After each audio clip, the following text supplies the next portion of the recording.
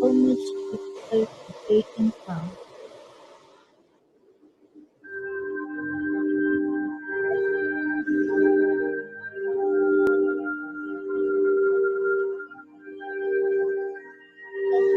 Observe your breath.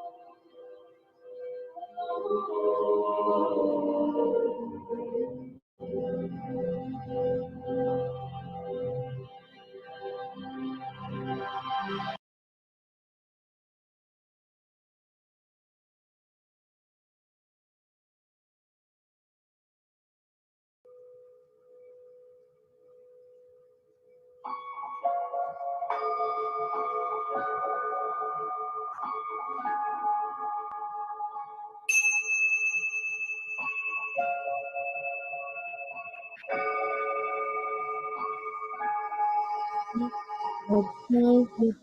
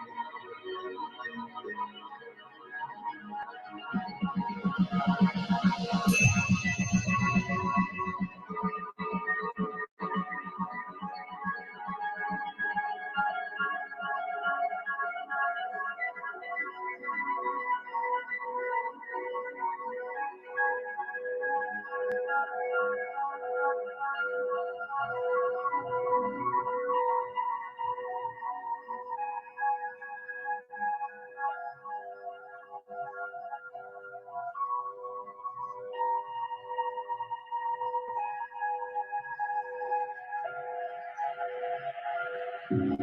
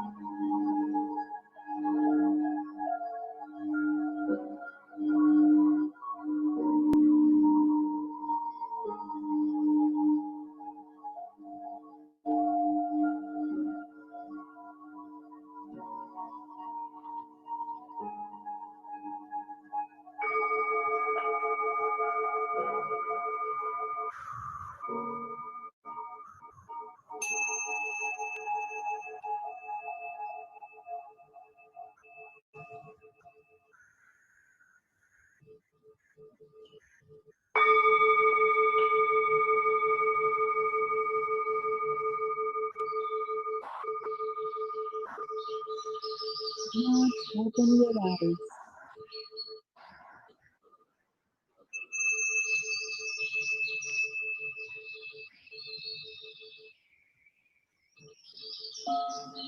Only be with your natural breath.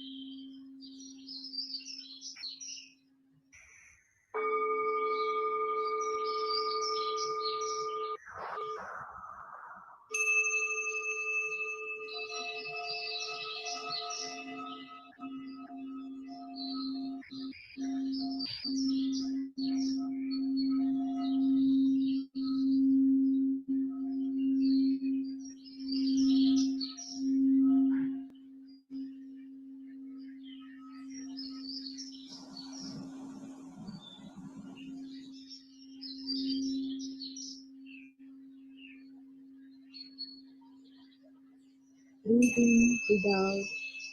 Simply observe the process.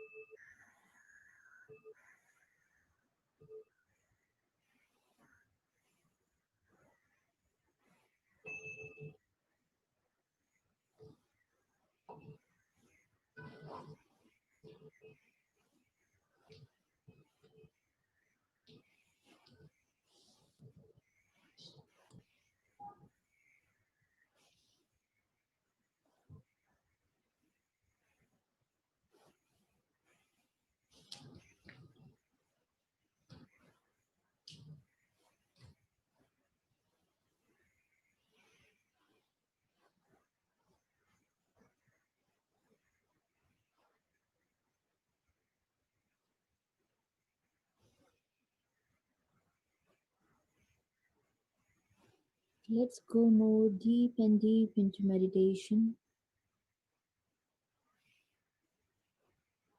Last 10 minutes, only observe your breath.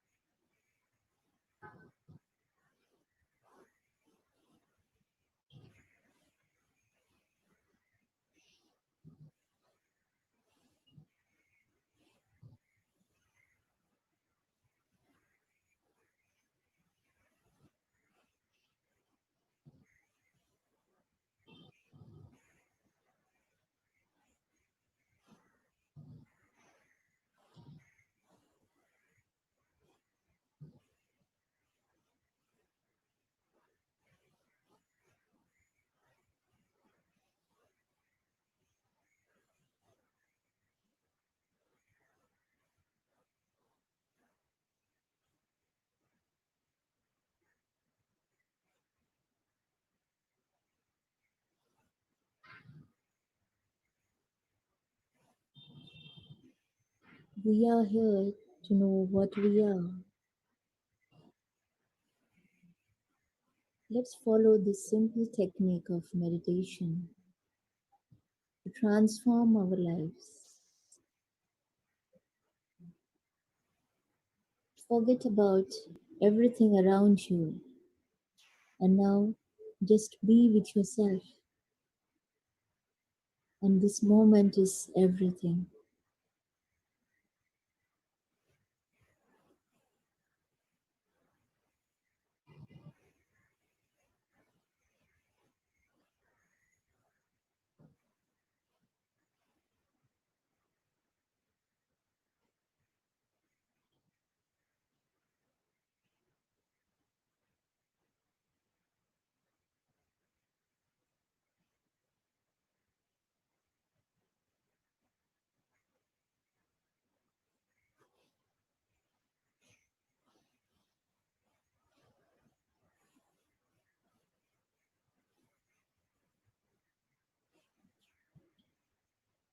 The moment we start becoming one with our breath, we receive cosmic energy into our physical body. The more we receive cosmic energy, we are able to change ourselves from darkness to the light.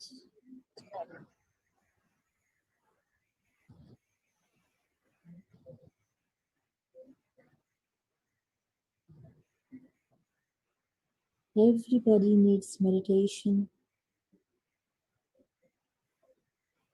Meditation can be done anywhere, anytime, at any place.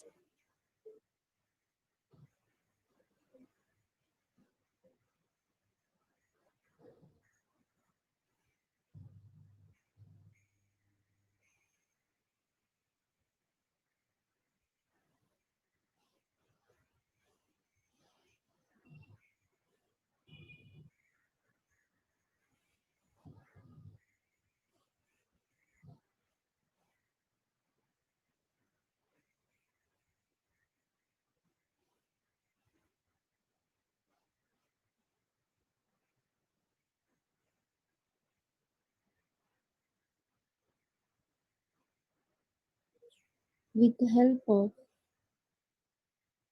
meditation and plant based diet, we can make our life free from medicines. There is no need of taking medicines. When we have this energy, the more we meditate, the more we gain energies.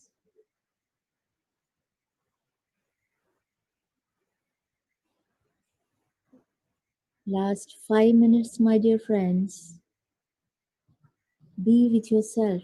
Do not open your eyes.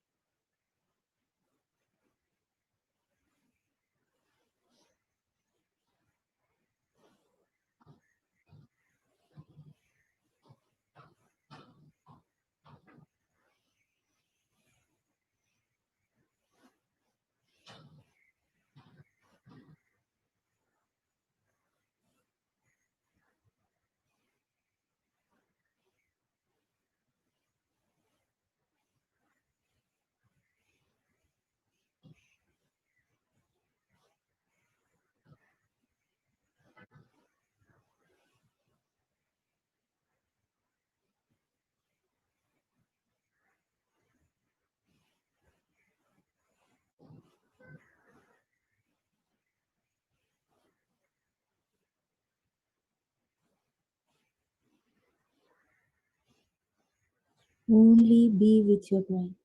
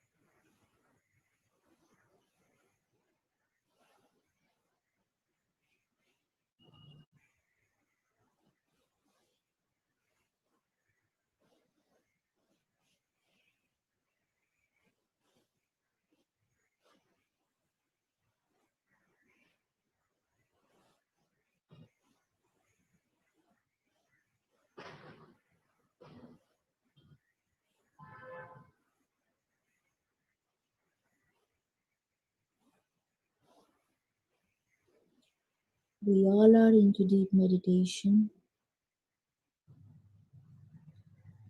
Last few minutes, only observe your breath.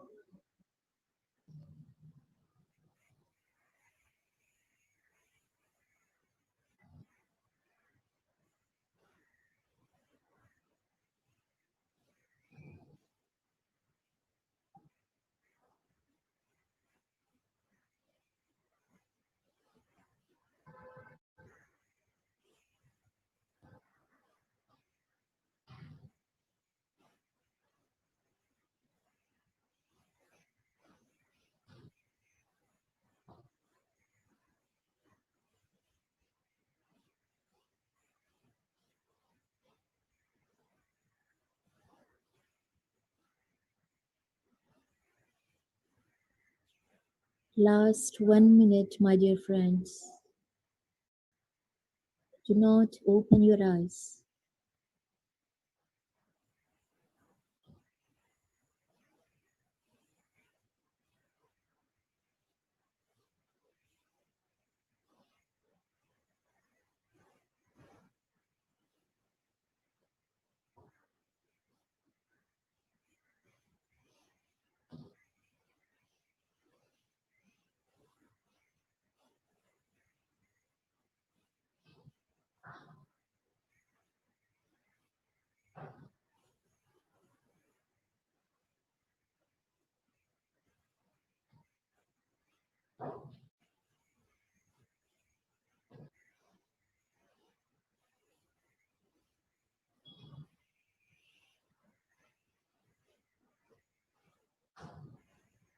Last 30 seconds.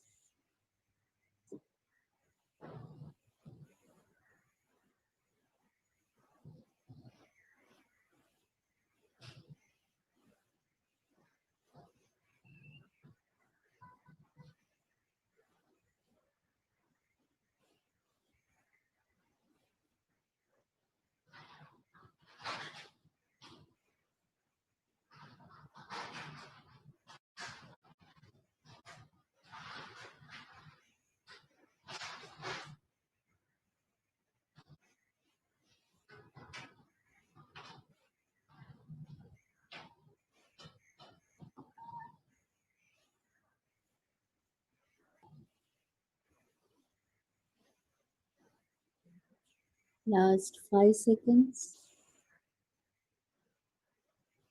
5, 4, 3, 2, 1, and 0. Slowly open your hands and keep on your eyes and slowly come out of meditation.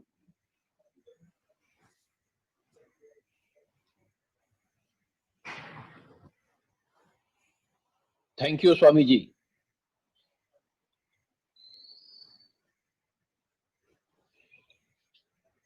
Absolutely wonderful. Hello, Viking, can you hear us? Yes, yes. Yes. Thank you for all your efforts and your intentions, your service.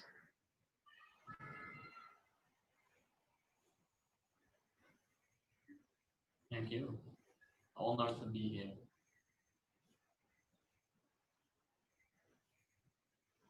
Viking, we would like to hear your experience. Whatever you would like to share with us.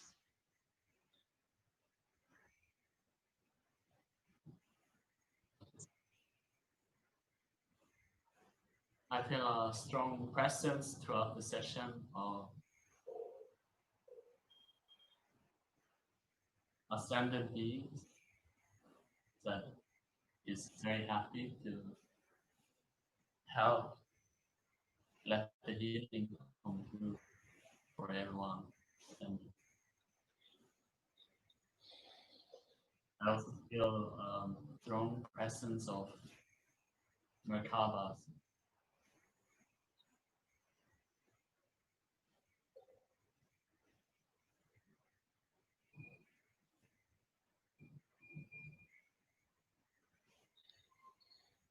And there was like the lighter, very feeling light phase of it. There's also the quite intense traveling experience.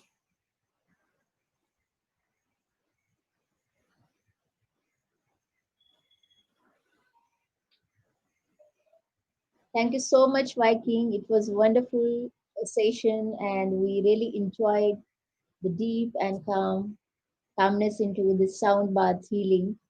And yes, a lot of people are just posting me in my mobile that wonderful session by Viking, and congratulations. So thank you so much, Viking. Thank you so much. Thank you all. Thank you, Pallavi. Thank you. Patrici. So happy to be here. Thank you. Hello, friends. So here we are. And now let me introduce my friend, Pinky Daga. Pinky Daga is the CEO of the Thrive Art and Soul, India's leading alternative wellness platform, headquartered in Mumbai. Today, Thrive Art and Soul has pioneered the alternative wellness movement in India. Thrive also hosts an impressive roster of wellness, art, soul, and events globally, with its annual Global Festival of Spiritual Sciences that has internationally renowned speakers, artists, and wellness seekers. A PhD holder in literature and theater arts from the Boston University, Pinky previously was the founder of Playwright and the director of Children's Theatre Production House. So here I welcome Pinky Daga into SSIM and take over the session forward. Thank you so much. Hi, everyone. Thank you so much, Pallavi. Thank you for introducing me. And thank you for giving me this great honor of being on your platform. Just one second. So I have been given the great honor and privilege of introducing our great master, Brahmashi Patris Ji. And,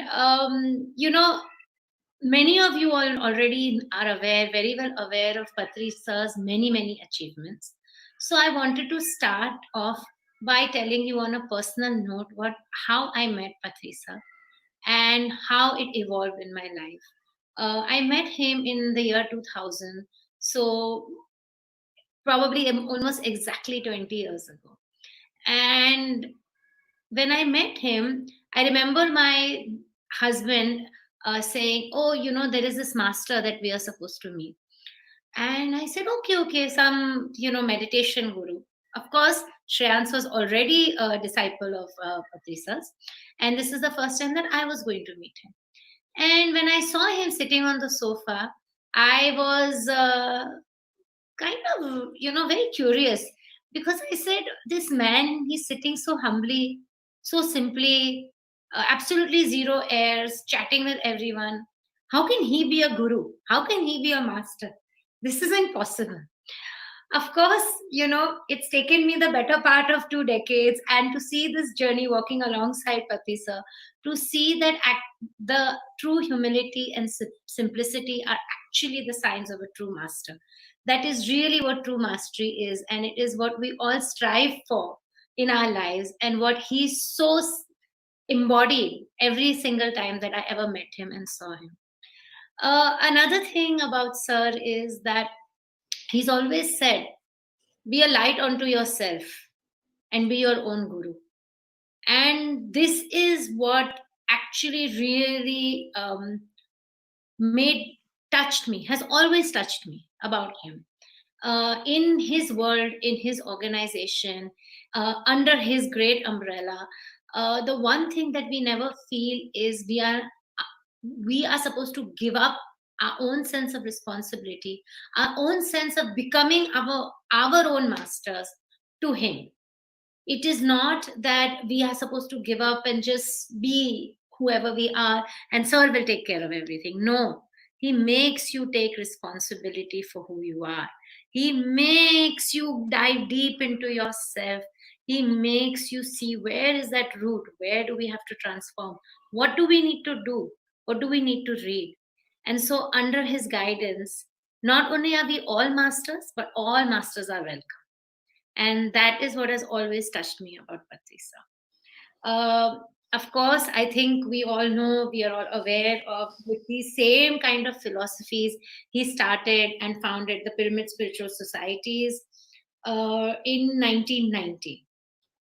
And I know personally that he has selflessly, without any profit, without any thought of his time, without any thought of his health, without any kind of personal consideration, he has given selflessly, traveled endlessly to spread the message of meditation, being the breath and the master of everyone and everything, the message of vegetarianism, and the message of the power of the pyramids.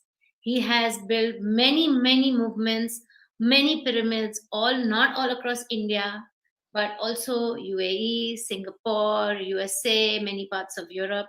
And I don't think that there's a single person that he has come in contact with whose life he hasn't touched and transformed in one way or the other.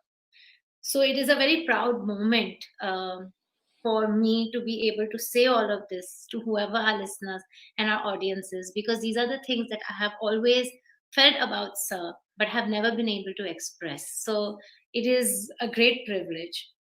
Uh, he has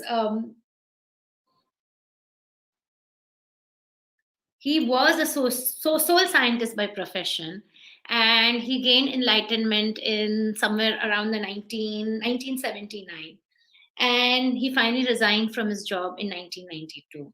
He has since been devoted to traveling to different parts of the world in order to spread his messages.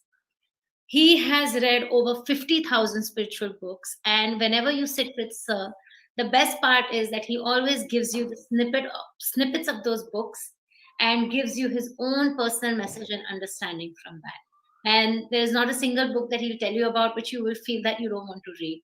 So, because of him, if he's read 50,000, then I think maybe I've at least read 500. So, which is not a bad percentage if you go to see. So I will always thank Sir for giving me the inspiration to read and to include so many masters in my life as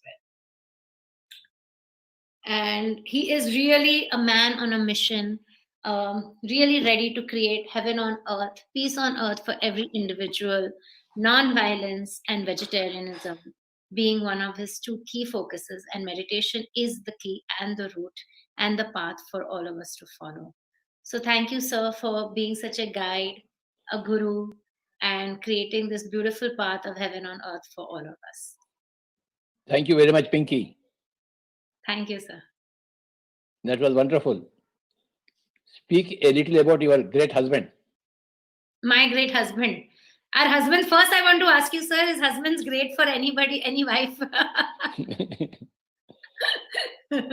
Because we have always spoken very honestly, but no. So jokes apart, Shreyans is a great master. He has been touched and transformed very much by Patri sir, by Dr. Newton, who many of us know.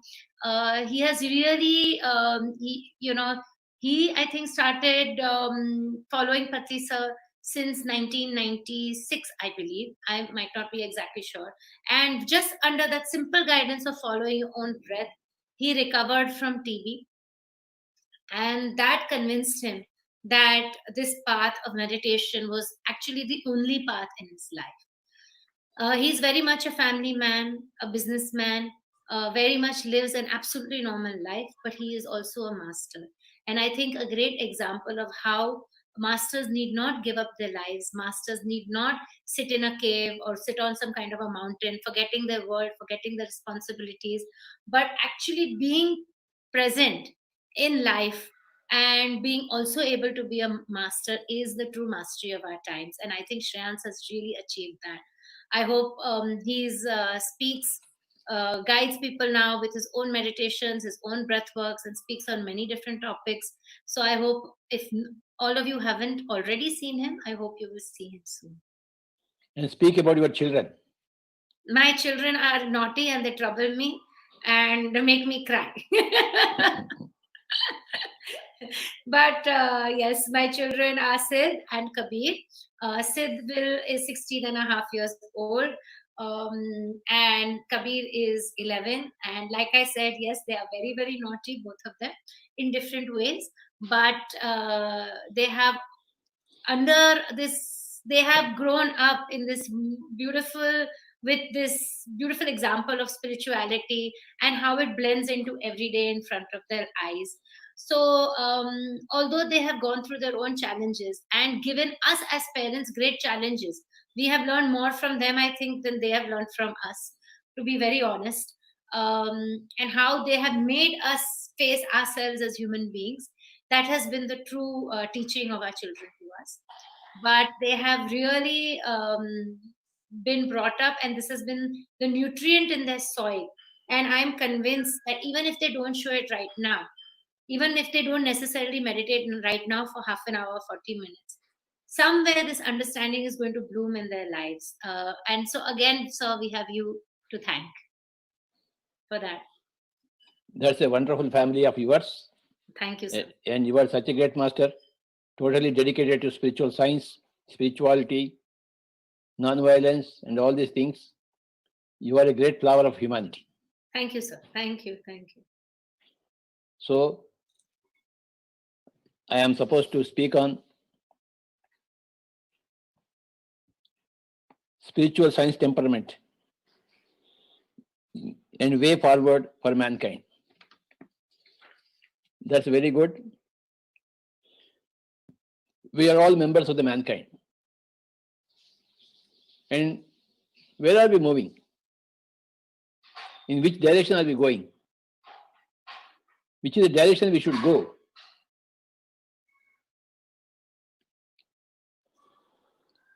Mankind is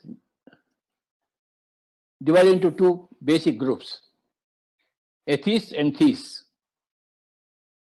Atheists are those people who don't believe in God, who don't believe in life after death.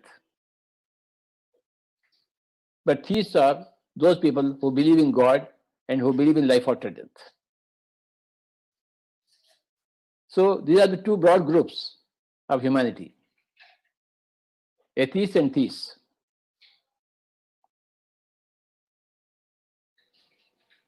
From atheists, the first step is to become a theist. Life forces you to believe in something mysterious, which is beyond your comprehension. And life makes you go in that direction of that mysterious. This has been the experience of every atheist.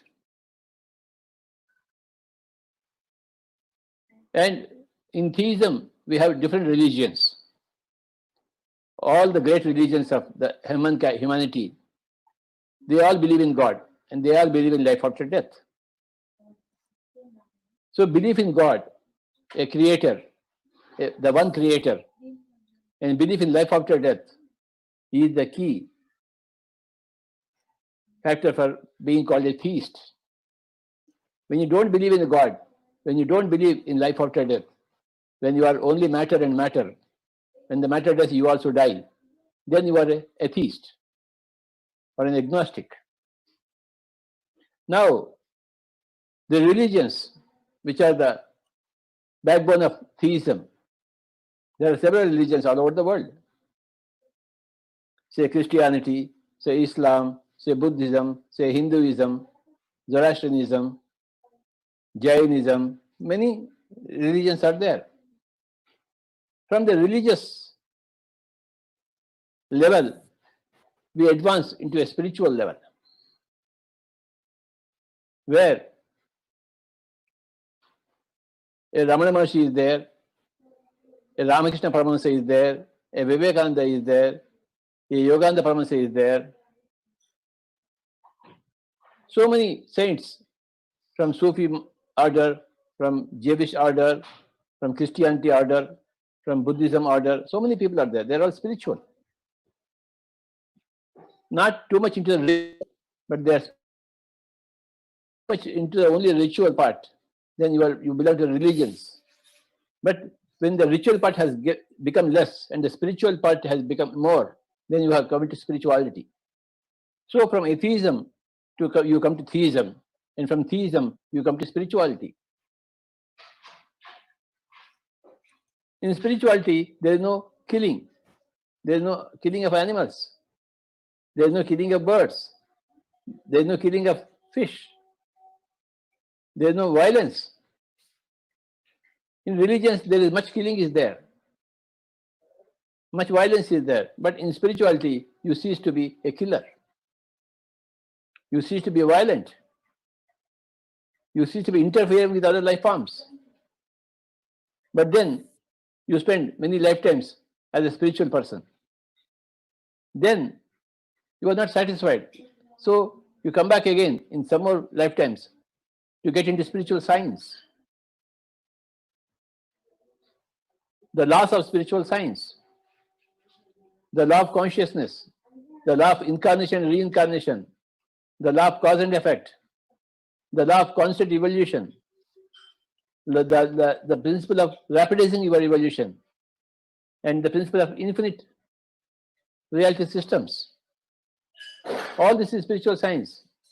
The sevenfold body, the physical body, the etheric body, the astral body, the causal body, the supracausal body, the cosmic body, the nirvana body. We are a seven-bodied concept,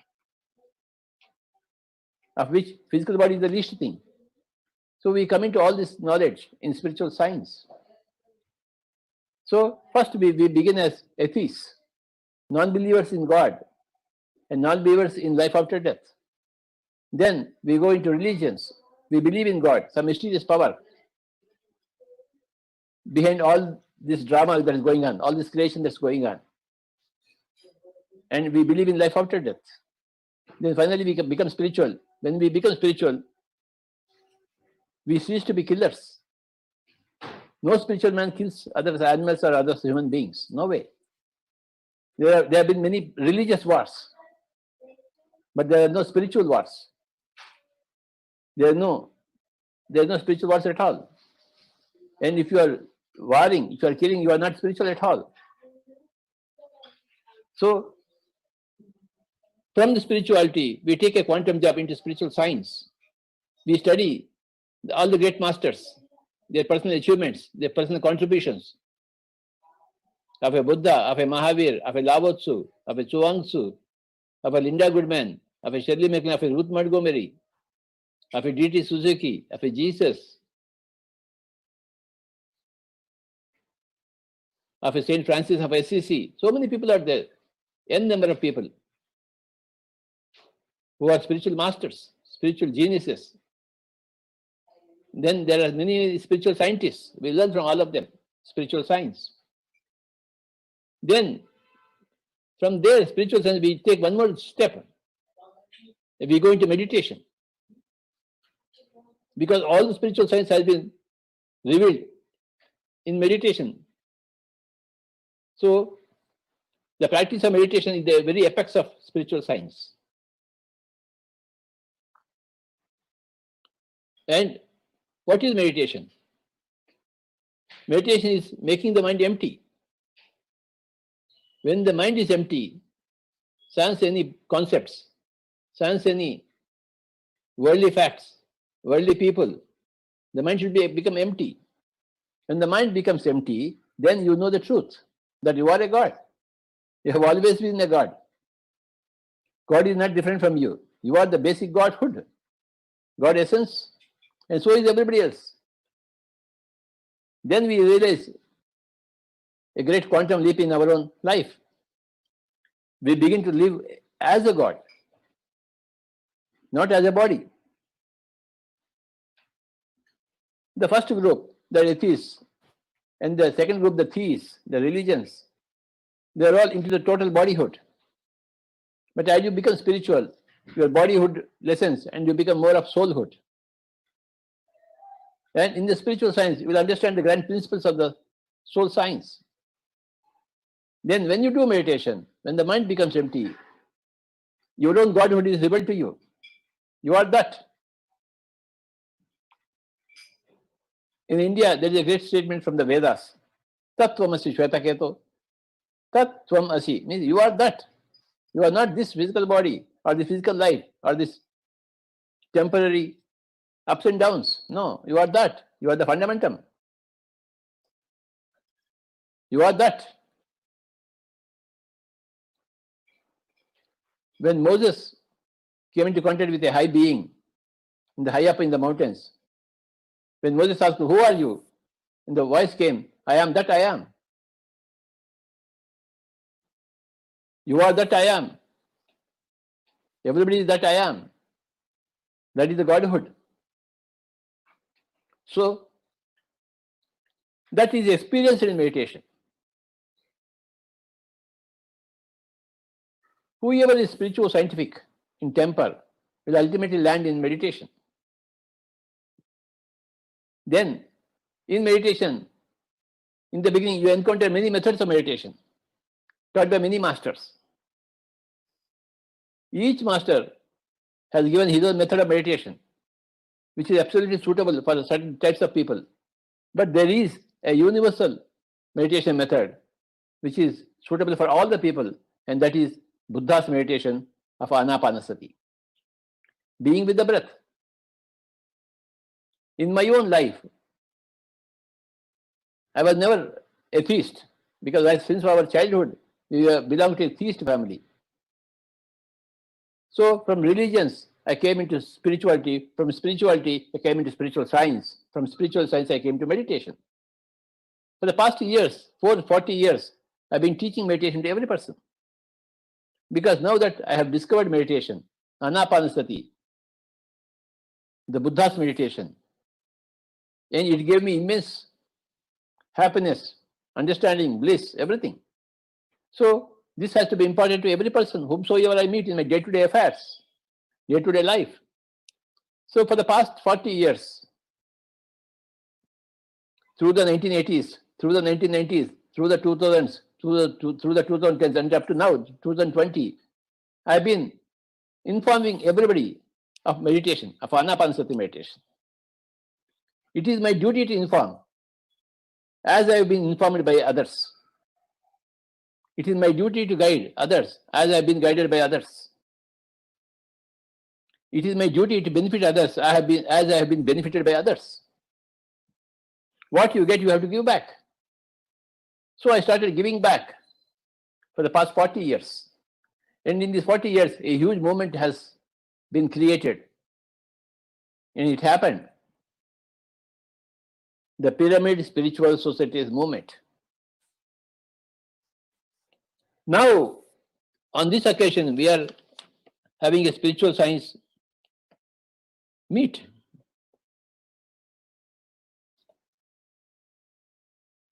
Global meet.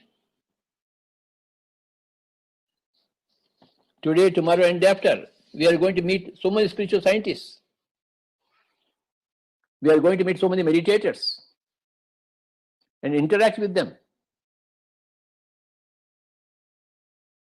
I congratulate PSSM Global for this beautiful efforts for 3 days. PSSM Global will continue to make its efforts for the benefit of the whole mankind. As PSSM India has been doing for the past 40 years in India. The truth is the same for everybody. The sun is the same for everybody. The moon is the same for everybody. And so is the truth. For everybody is the same. What is the truth? We are all gods, come to have nice human experiences. We are not humans out to have godly experiences. We are gods, come down to Earth planet to have nice human experiences. But instead of having nice human experiences, we are stuck up with horrible human experiences.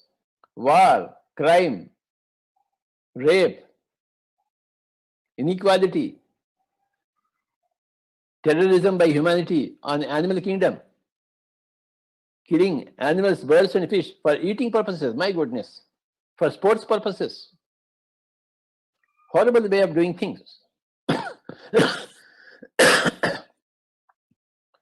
We are divine beings, come to have nice, blissful human experiences. But when you don't have meditation, and when your food is animal based, not plant based, then you are into troubles. You are into suffering. You won't have blissful human experiences. You are into rotten human experiences.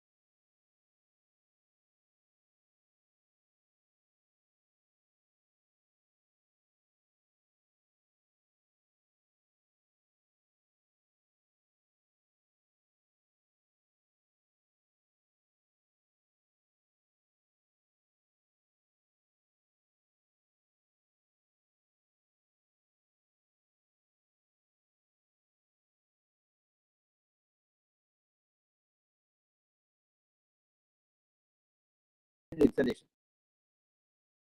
That is the way. That is the universal way.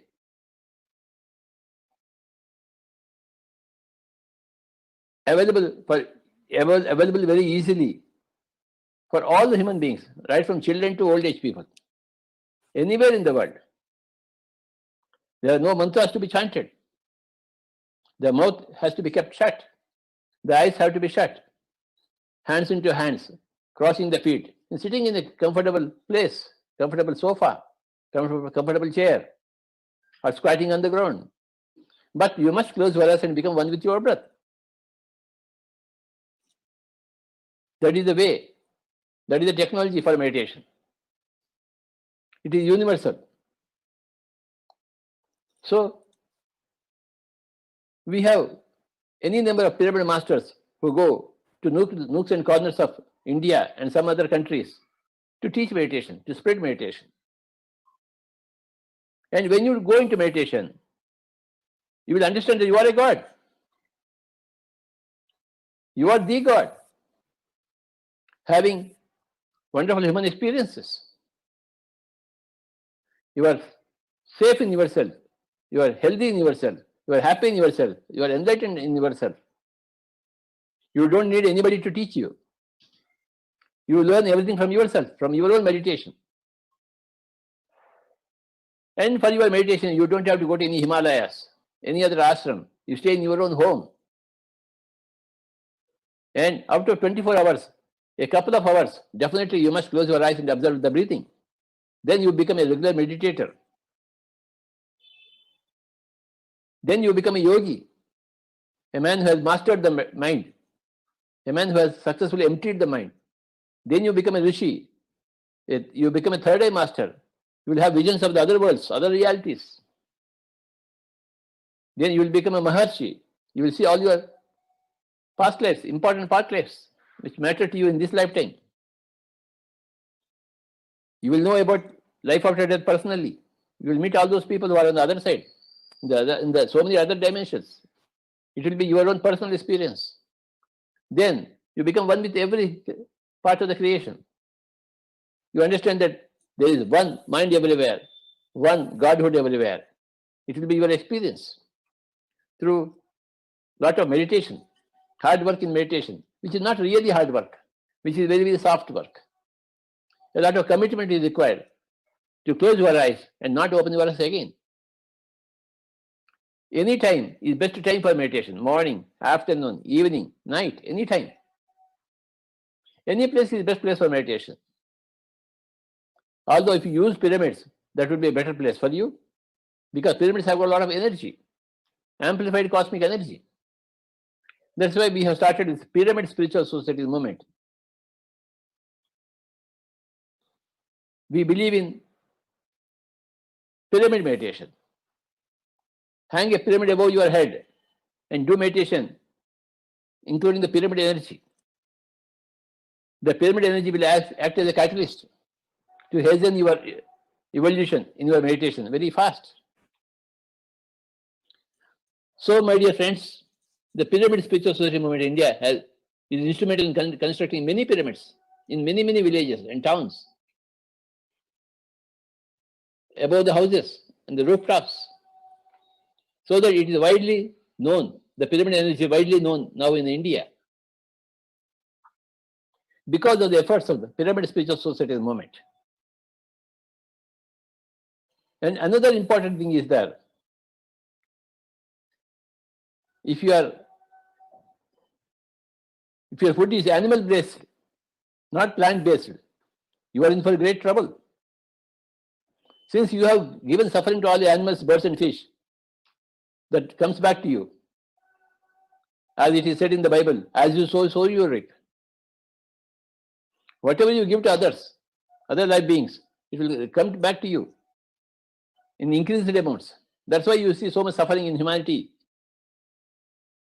All through the ages we have been seeing it, and including now, at this time, huge amounts of suffering. Because the humanity is killing, massacring animals, birds and fish, and eating the carcasses thereof.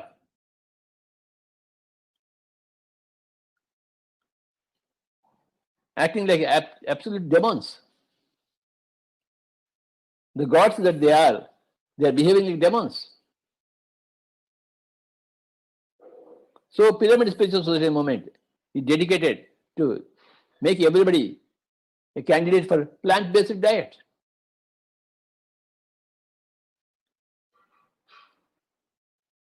Your hunger should be quenched only through plant-based diet, not through animal-based diet. Never. Which is the source of animal-based diet is the source of hell on this earth planet. And plant-based diet is the source of heaven on this earth planet. And when you do meditation, you realize that you are a God. You are the God. Then you come to the end of the road.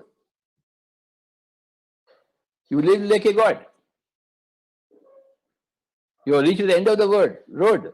Then you don't have to come back again unless you want to teach it to others. You have learned everything. From an atheist, you have become a theist many lifetimes back. From a theist, you become spiritual in many lifetimes back. From a spiritual person, you become a spiritual scientist many lifetimes back. And this lifetime, you are a God yourself through meditation, through anapanasati. And the one message of all gods is the plant-based diet. That is the only message. You cannot massacre animals, birds, and fish. No way. And not reap the consequences thereof.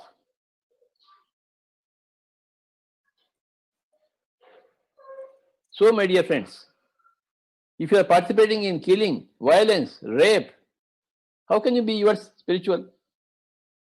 Even if you consider it a church, even if you consider it a masjid, even if you consider it a temple, then you are not spiritual at all. So, the proof of one's enlightenment is evidenced in plant-based diet, my dear friends. So, that is the result of your enlightenment. When there is no enlightenment, you keep massacring animals, birds, and fish. That's what you see everywhere. In the east and in the west and in the east, you see that horrible state of affairs. Bloodshed everywhere. Shedding the blood of animals. My goodness. Absolutely, there is no sense. They are all mad people. There is not education at all. There is not science at all. There is not spirituality at all.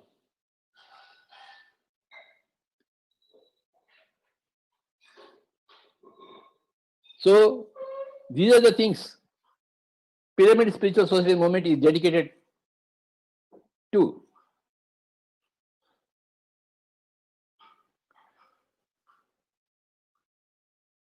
Whenever we open mouth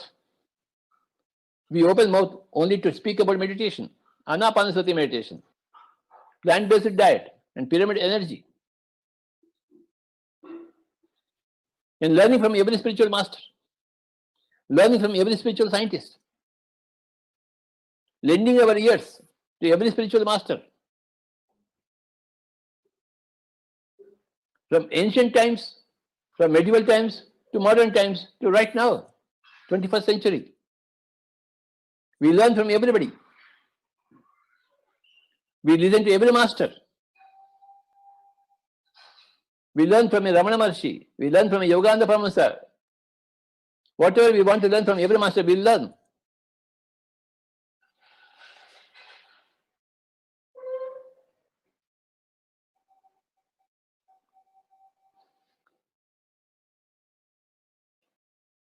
You must close your eyes and observe your breathing to go into meditation. You should never chant any mantras. Your mouth has to be shut.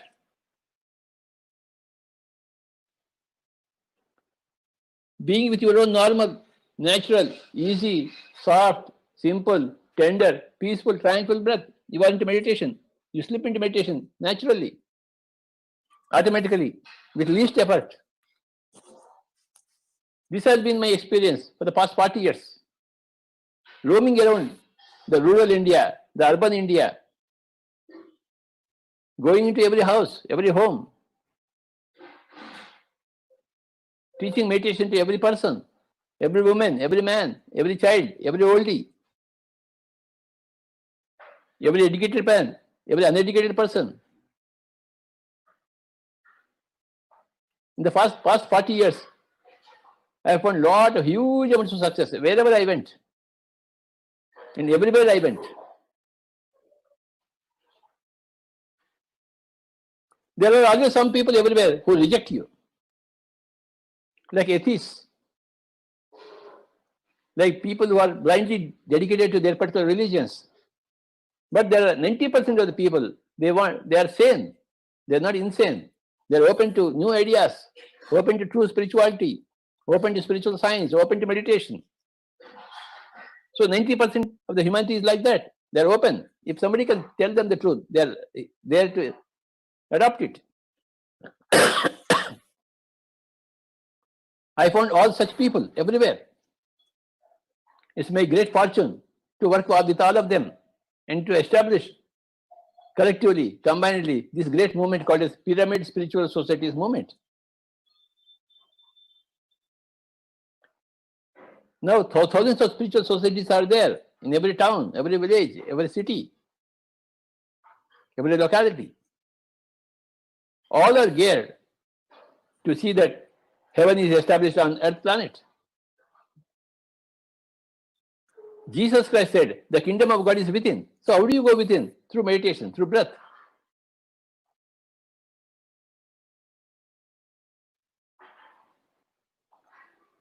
Our taglines are learn meditation, practice meditation, teach meditation, and spread meditation. Through meditation, you will naturally come into a plant-based diet. You will naturally build accessories like pyramids, and you will go into crystals, which all help you to enhance your quality of meditation.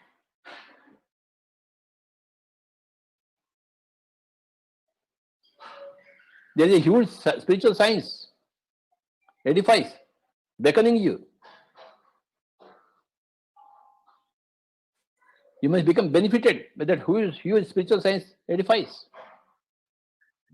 So many masters, infinite number of masters are there. Spiritual masters, spiritual scientists.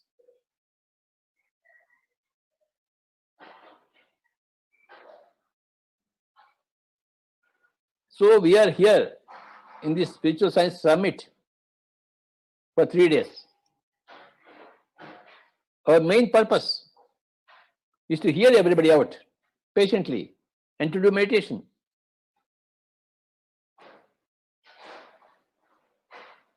My dear friends, let us do some meditation.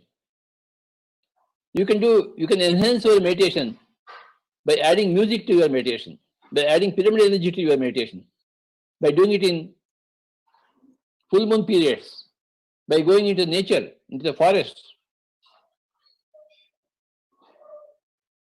and going to the samadhi places of great masters, and doing collective meditation, group meditation. So now we have a big group across the globe sitting and listening to this. Let us all collectively close our eyes and observe the breathing. Let us go into meditation for about 20 minutes. Kindly cross your feet, cross your hands. The method of meditation is very, very simple. Make yourself as comfortable as possible. Give rest to your back. Close your eyes and become one with the incoming and the outgoing breath.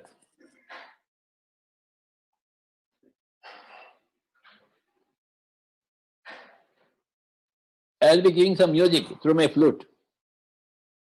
And all over the globe, whoever is attending this meet,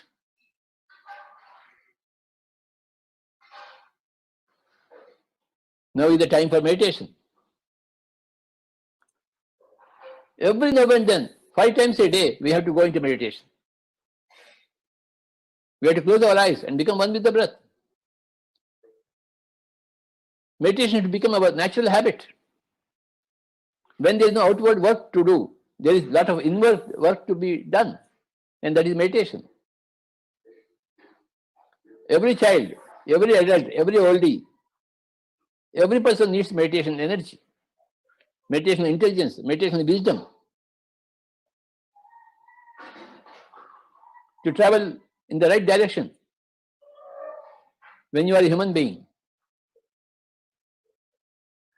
When you are an animal, there is no wrong or right direction. All animals are in the right direction. But when you become a human being, the two options are there, either the right direction or the wrong direction. The wrong direction is the way of killing, maiming, violating, interfering with other life forms. The right way of living is no killing, no violence, no rape, no interference with other life forms. If you are a human being, you need to come into the right direction. And pyramid spiritual study movement provides the right direction.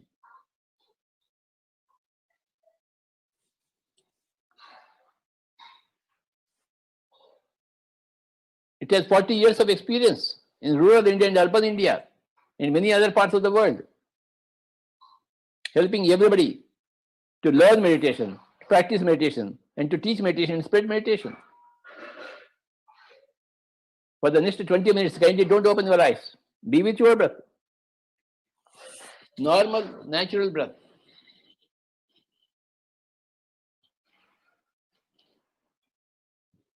Don't open your eyes until I say okay.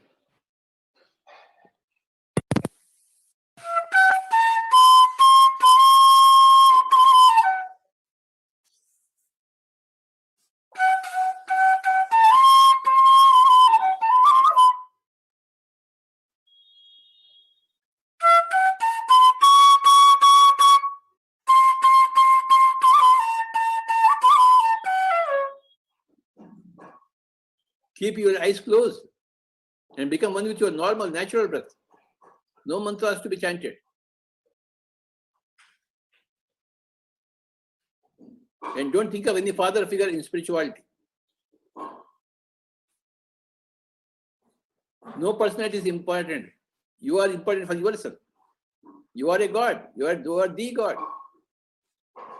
You must have faith in yourself. Believe in yourself to become a successful meditator. And through meditation, to go into happy enlightenment. For 20 minutes, don't open your eyes.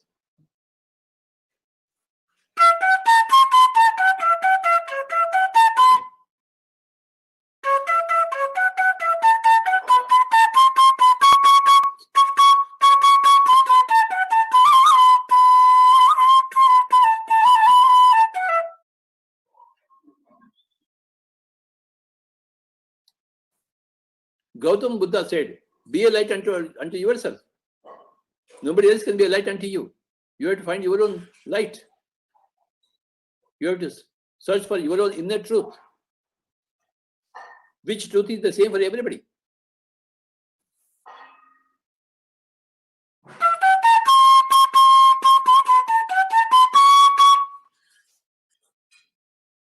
Meditation is the one answer for all human questions.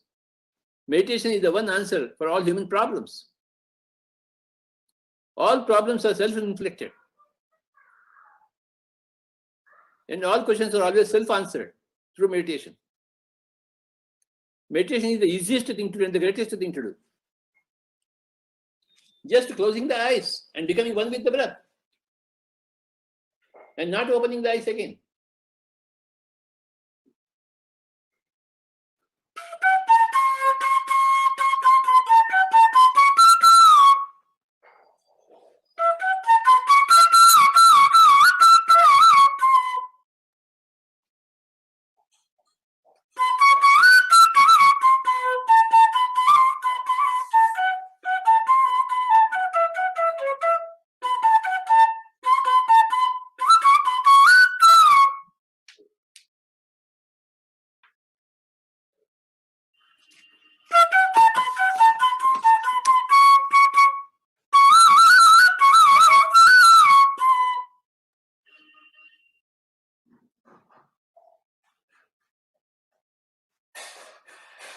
You have to become as enlightened as Buddha and Jesus. And the way is meditation, anapanasati. You don't have to go anywhere else in the world. You have to just go into your own breath. Normal breath, natural breath. That is the top secret, which is not at all a secret.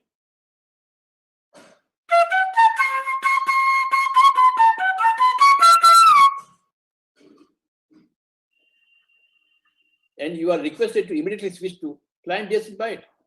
Plant-based diet, Baba. No more animal eating. No more animal killing. No more animal culture. That is not food at all for human beings. Only plant-based diet. Only plant-based food. Right from current moment. You have to change your food style and mind style and lifestyle to get into enlightenment.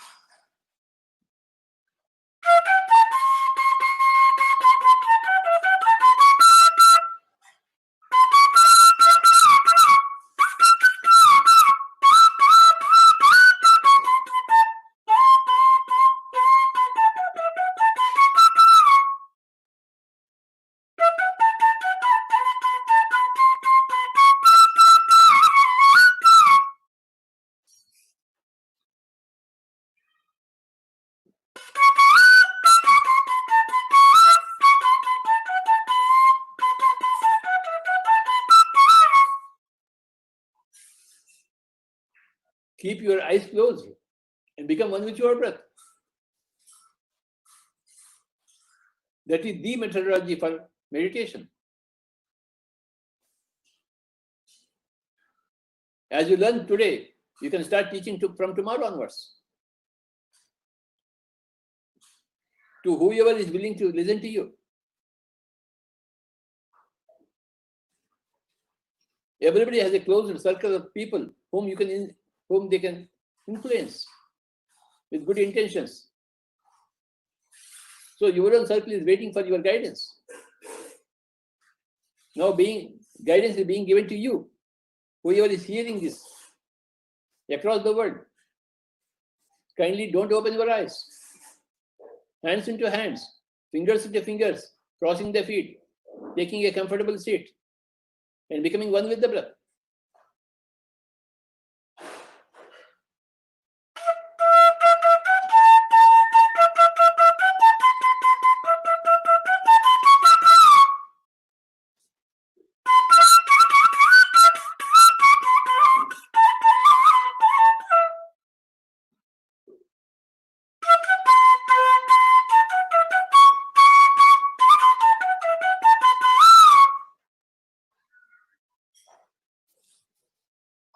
Never ever open your eyes.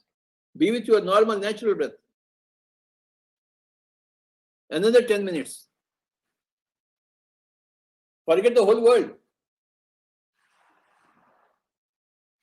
Let the outside world disappear in your mind. Let your own personality disappear in your mind.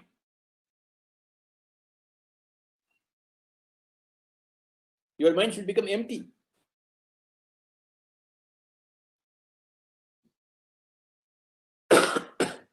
Be with your breath. Next 10 minutes.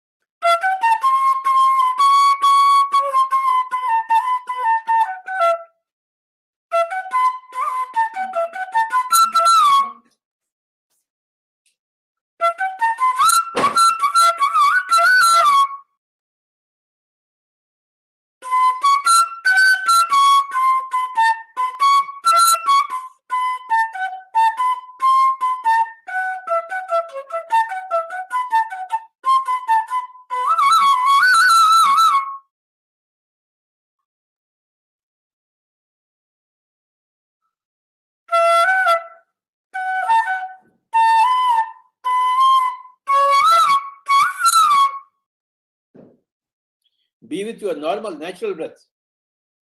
My dear friends, meditators, yogis, meditation inclined people, don't open your eyes. Come what may. Just be with your normal, natural breath. Be with your normal, natural, easy, soft, simple, tender, peaceful, tranquil breath. Your breath is your guru in the art and science of practice of meditation. Your guru is within your nose in the form of the breath. There is no other guru in person away from you. Your guru is in your nose. The breath is your guru. That has been my personal discovery in this lifetime, which I have been sharing with everyone for the past 40 years. And I will continue to share for the rest of my life, this lifetime. Sharing my technology is my greatest joy.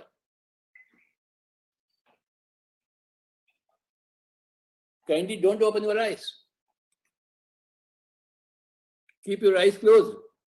Another 7 minutes.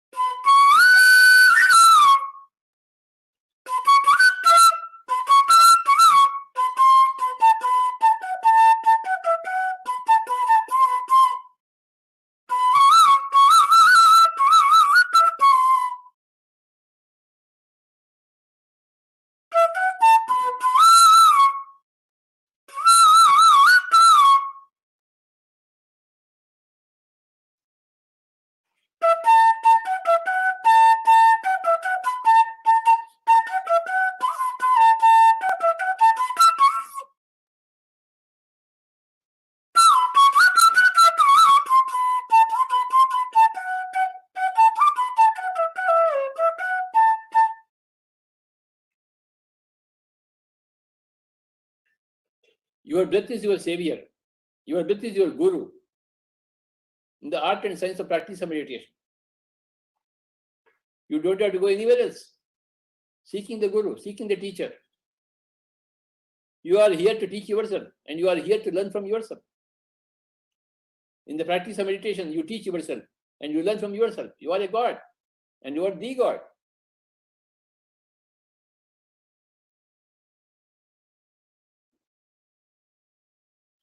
Final 5 minutes, be with your breath and heal yourself, energize yourself, teach yourself, enlighten yourself, be a light unto your own self.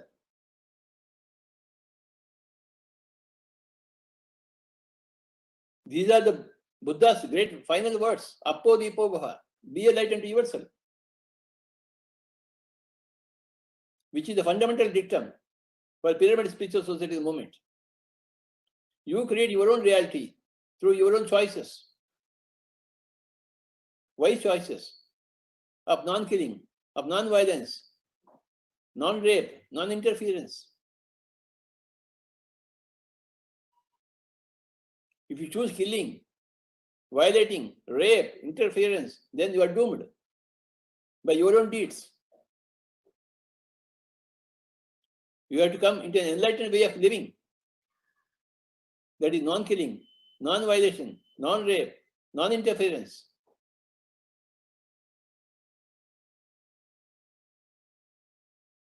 And learning meditation, practicing meditation, teaching meditation, spreading meditation. Living a grand middle path, noble middle path. Living in the world, but being not of the world.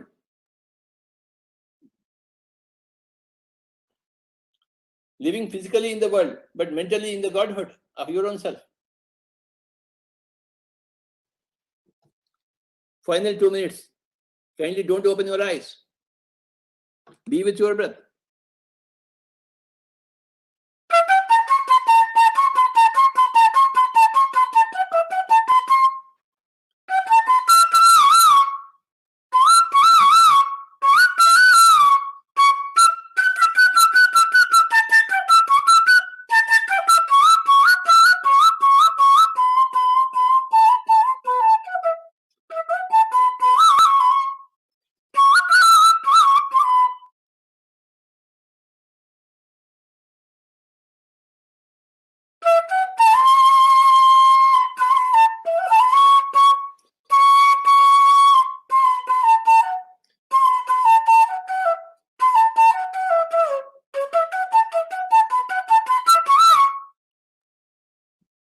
Calm your mind.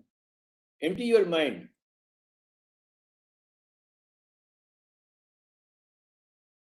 Purify your mind. Teach your mind right thinking.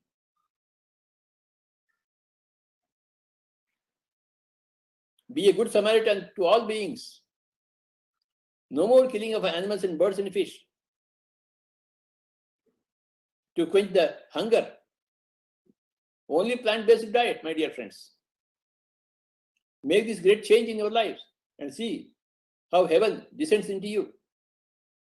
And you become a heavenly being for everybody else around you. Final 1 minute.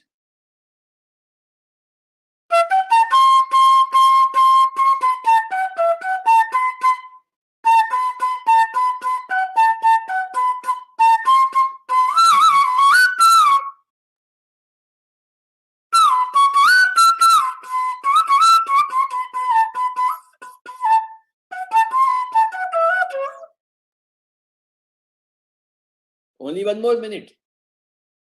Being with the breath.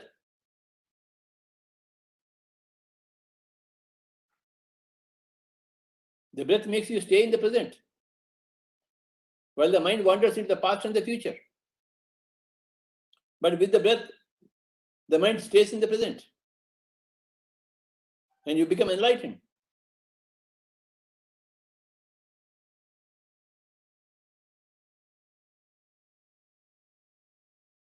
Anapanasati is the universal method, rediscovered by Gautam Buddha and retaught by Pyramid Spiritual Society movement all over the world.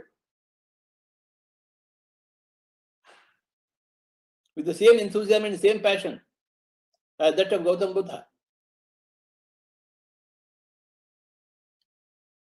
Final 30 seconds.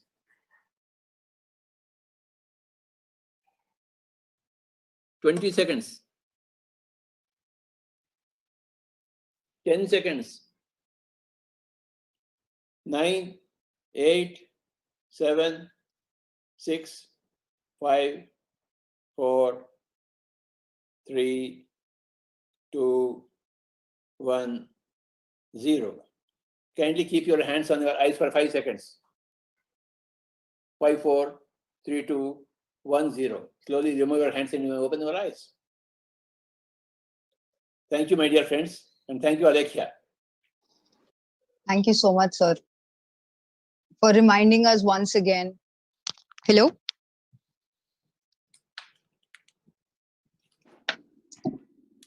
Thank you so much, sir.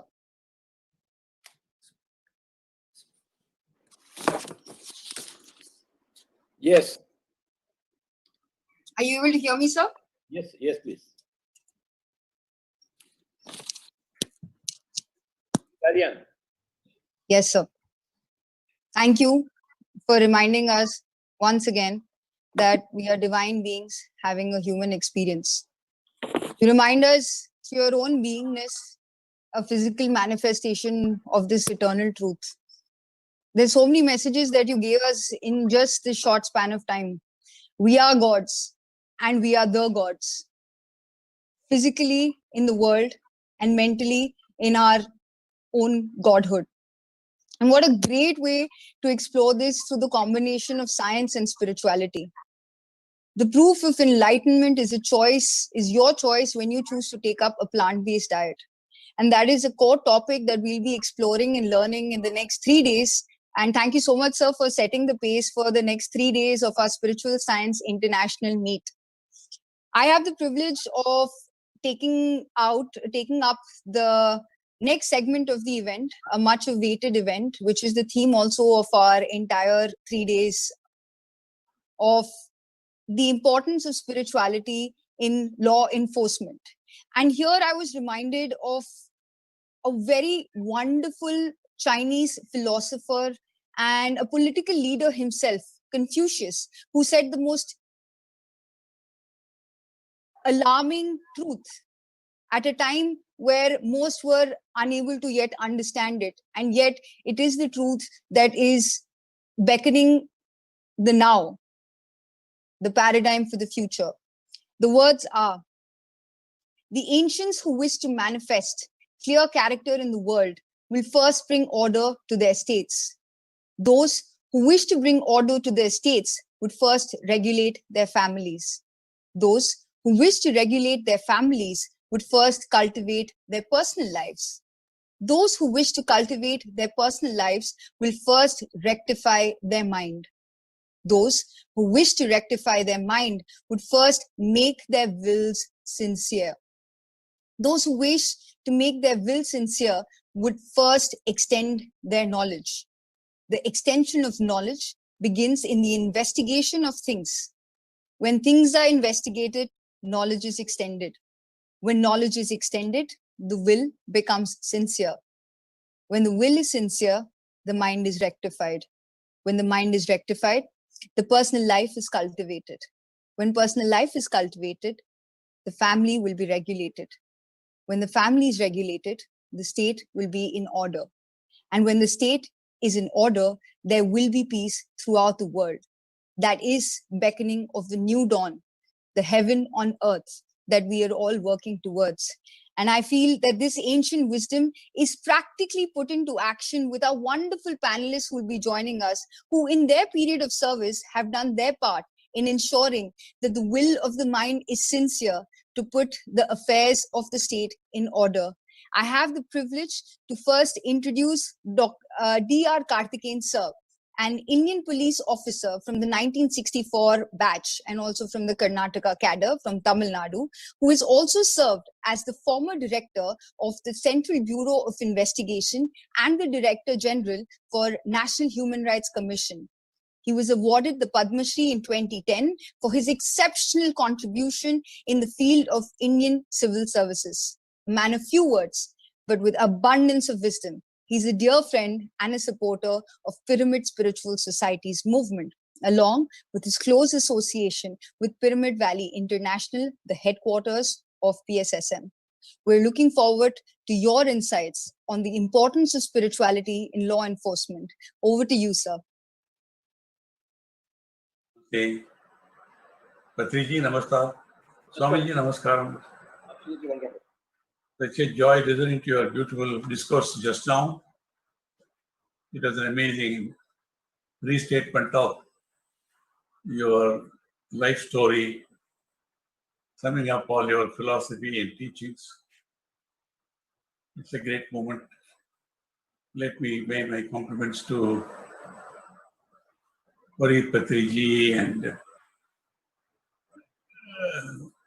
Pallavi and other masters who organized this very beautiful discourse on most important subject today. Importance of spirituality in law enforcement. Very nice introduction by Alekia, quoting the great Chinese master Confucius. The human life needs physical, emotional, mental, and spiritual balance so that when life's stresses land in our life, as they always do, we can handle them efficiently, effectively. Stress can feel really heavy. Law enforcement as a profession is extremely stressful. Officers can experience stress from all sorts of sources, responding to calls for service, leadership within the department, society's expectations, spouses and family members, then financial problems, and also tensions from within oneself. As officers tend to hold their actions and behavior to very high standards.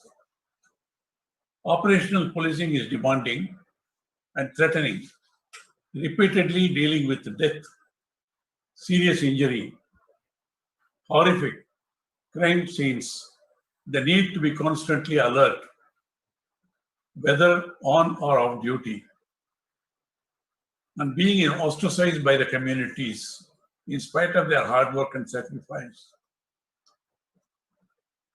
are only some examples of what police officers encounter in their day-to-day life. When all others are enjoying festivities like Deepavali or Holi or Christmas with their families, all policemen will be on the roads ensuring peace and harmony so that they enjoy their own festivities. All these and crises of all types take their toll on police officers, on their health, fitness, and well-being, and on their view of people and the world. The toll also extends to their families and all those who are served by these officers.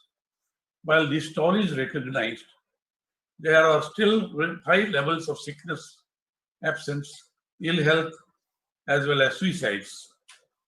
These are clear illustrations of the challenging nature of policing, as we all know. If you look at the deeper issues of these challenges, nature of policing and its struggle for good, not being recognized as whole by the people, not being treated as valuable parts of your community, the reality of facing death and the destructiveness on a daily basis, we see that at a fundamental level, these have a spiritual component to them.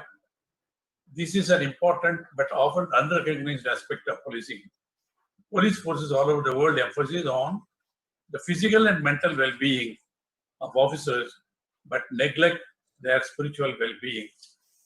Officers often feel they are under constant stress, and their weight can accumulate over time.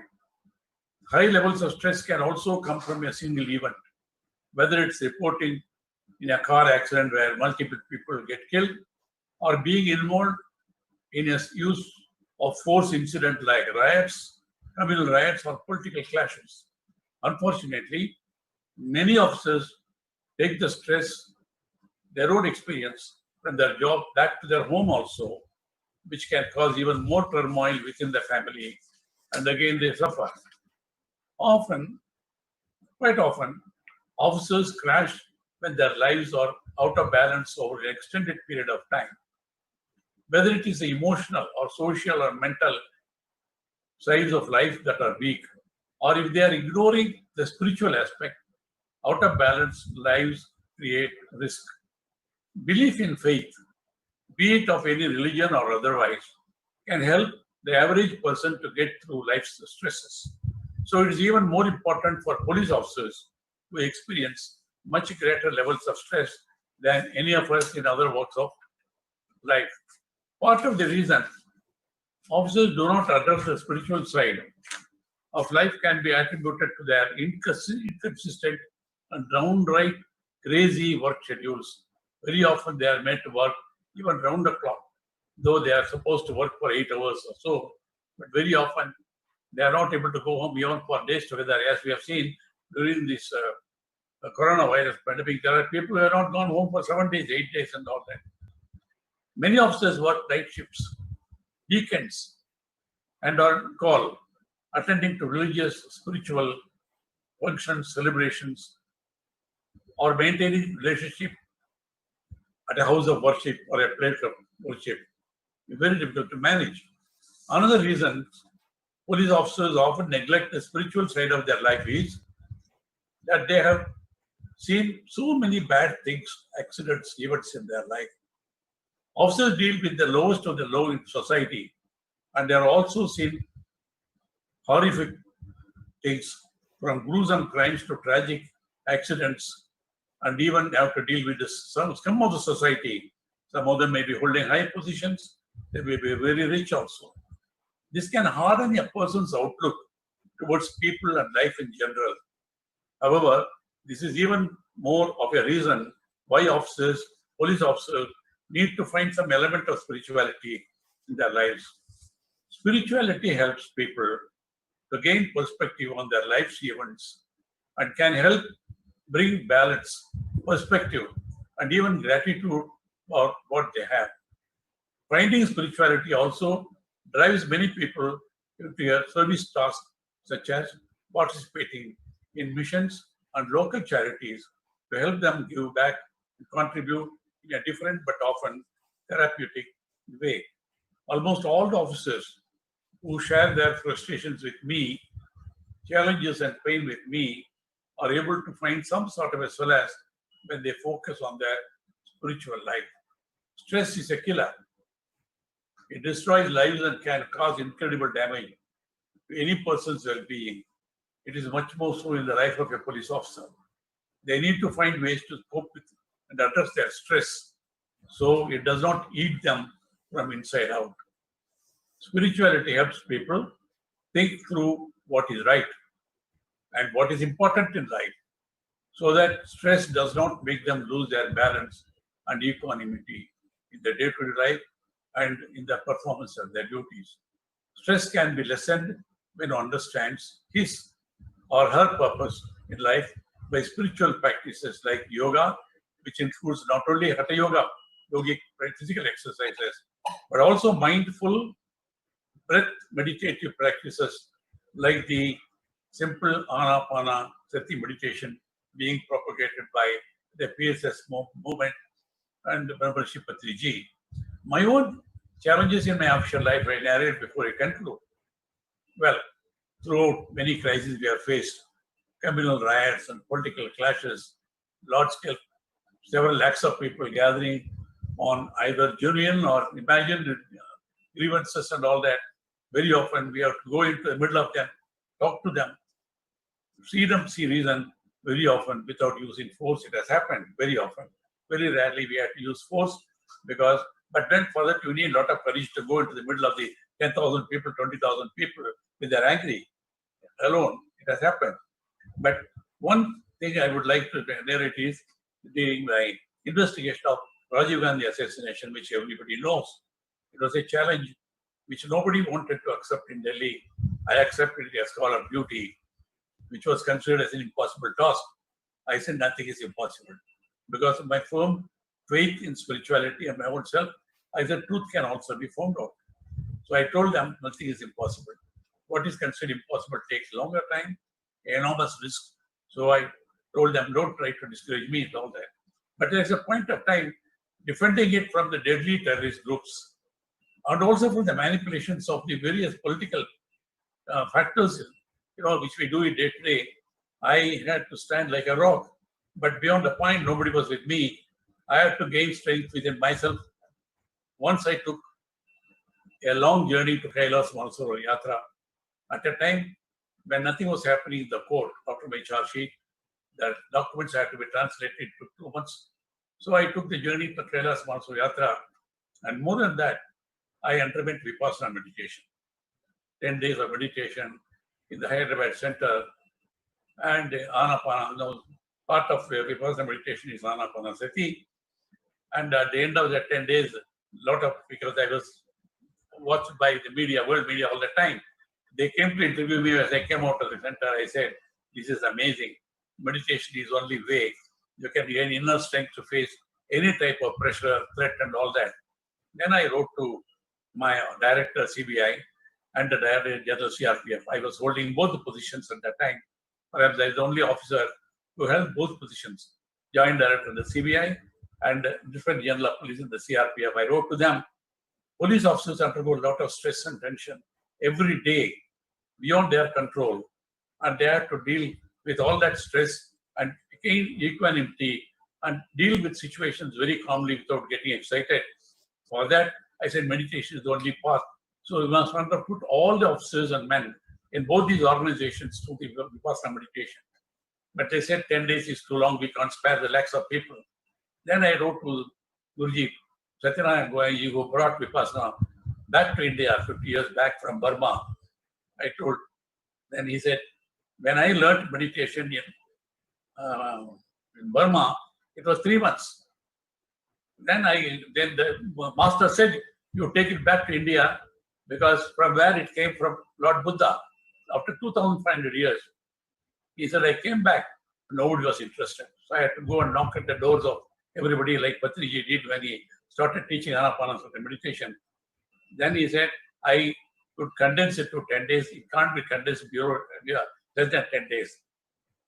But then Pranurshi Patriji was able to simplify it, democratize it, and able to teach the simplest form of meditation, Anapanasati meditation. We are seeing the impact of this meditation on millions of people around.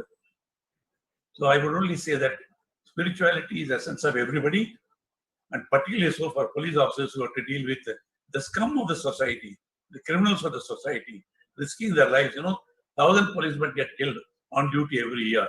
On duty every year, more than I think the sacrifices made even by army in the normal times.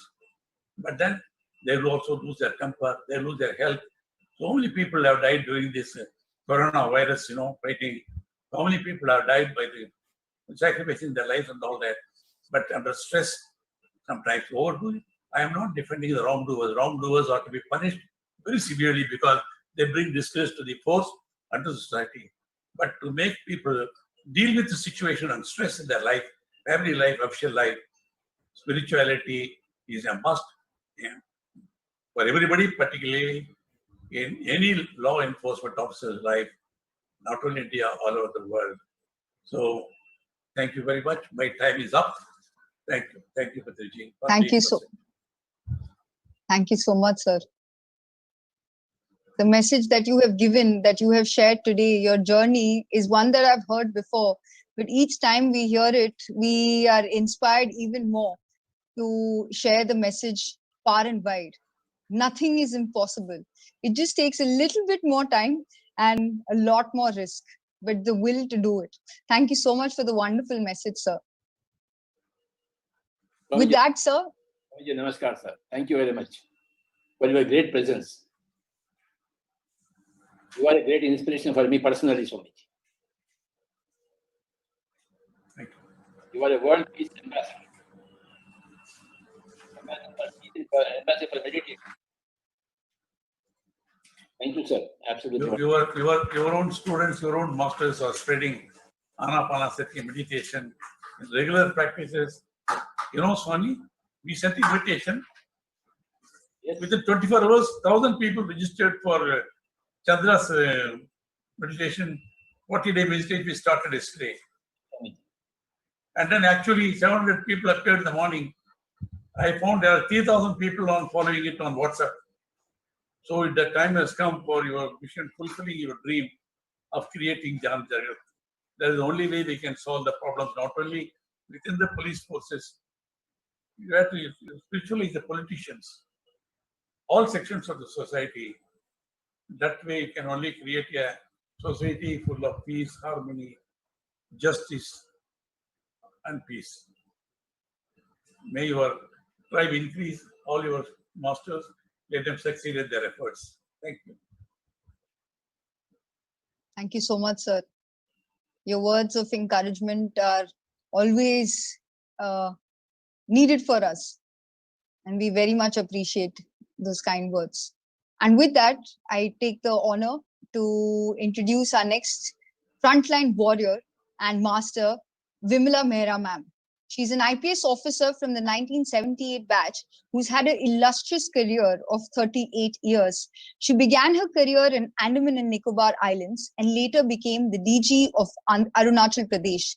Before retiring from Delhi Police, she served as a DG of the Delhi Prisons, Tihar.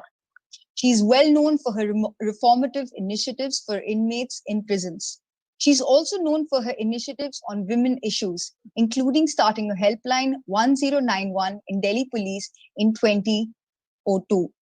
She's an ardent believer in alternate therapies for good health and is now trained to be a sound healer and is practicing it wholeheartedly. This has become a passion and also a full-time profession. She also dons the hat of a farmer now and is practicing natural farming. She spends most of her spare time in her farm in a village, Teheriki, in the Palwal district of Haryana. So, ma'am, we are looking forward to hear your words of wisdom that you have gained through your experience. I'm very happy and feel honored that I'm able to participate in such a wonderful program of yours, where we are spreading the message of spirituality and meditation. And I think it was a great pleasure for me today to have um, had a session with Patriji and enjoyed the meditation, and I'm feeling relaxed and comfortable talking in this webinar. Now, law enforcement is a very tough job for anybody. As we open newspapers, as we open our television sets and look at the news, we find that there is violence, there are riots everywhere, there is negative news, people have killed so and so, things like that. So it's a negative thing, and to deal with negative things, it requires a lot of courage. It requires a different kind of personality. If you are very soft and emotional, it wouldn't be possible for you to deal with any negative situation like that. You can't deal with the right like situation. You can't deal with crimes if you are a very emotional person. So you have to be physically tough, you have to be emotionally strong, and you have to know your work to be successful in your career, to be successful as a police officer, as a law enforcement person. The duty hours are very long for any police officer, and you are looked down upon by society because there are some people in the department who do break the law themselves and set a bad example for others. So you are not always liked by people. Be strict with your law enforcement work and duties. The duties are long and onerous, and you have to neglect your family. So there is a lot of stress which your body takes, your emotional well-being takes. So therefore, one has to be very careful in looking after not only physical but emotional and intellectual well-being of your personality. So having talked about it, it is very important to be balanced, physically fit, emotionally balanced when you are doing your work. So what I had done was, maybe it was inner feeling in which prompted me to go into art of living in 2000. So I started following Shri Shri Ravi Shankar ji, and I have been doing my meditations regularly since 2000. That has perhaps helped me to retain my sanity throughout my career. I have been able to retain good health because I have been very regular. And then with regular meditations, I think when you follow this path of spirituality, which also comes to you through meditations, I feel your life becomes balanced. You are able to take care of your time, because time, of course, is a very important factor in our life. You have to manage your time, you have to balance your time, you have to manage your time, family, and your commitments all at the same time. So therefore, balancing all that is a tough task. Of course, you can do it with if you have a cool mind, and that comes with stressful work schedule. All this is possible when you are into meditation. You have clarity in your mind. You are able to have good health. You have to have balance of mind, and then also it gives you emotional support, which is so very important for anybody to be humane, to remain grounded, to remain in touch with society, to remain sensitive. Here, I would like to share my experiences with the Crimes Against Women cell, which I was heading in Delhi Police. We started these helplines, and then we also started self-defense training programs. All these initiatives were possible because I was sensitive, because I felt that I had to do something for women in Delhi, and provide some kind of support, some kind of system where they were comfortable talking to the police. Because going to the police is not very easy. People don't feel, people feel hesitant. Women especially feel hesitant in going to the police and asking for help. So therefore, these things all came to me because maybe I feel that it was important that I do some work for these women. And the other experience which I had was in the Tihar prisons, where I was able to do a lot of work for prisoners. In fact, my sensitivity level, because I think it was all because of meditations. And I give full credit to my friends and family who were really supportive of me. In fact, in the police, it is supposed to be not very good if you spend a lot of time in meditations, etc., because people feel you are going into a religious mold of system, social system. So therefore, one has to be very careful, and you have to balance whatever you are doing. So the hard experience was another experience which made me very sensitive. It gave me a lot of satisfaction, and in fact, the more I worked for prisoners' reforms, the more I got motivated. I think it was all because of my background in meditations, which put me right into the reformative mood to do a lot of work for prisoners. And I think it gave me a lot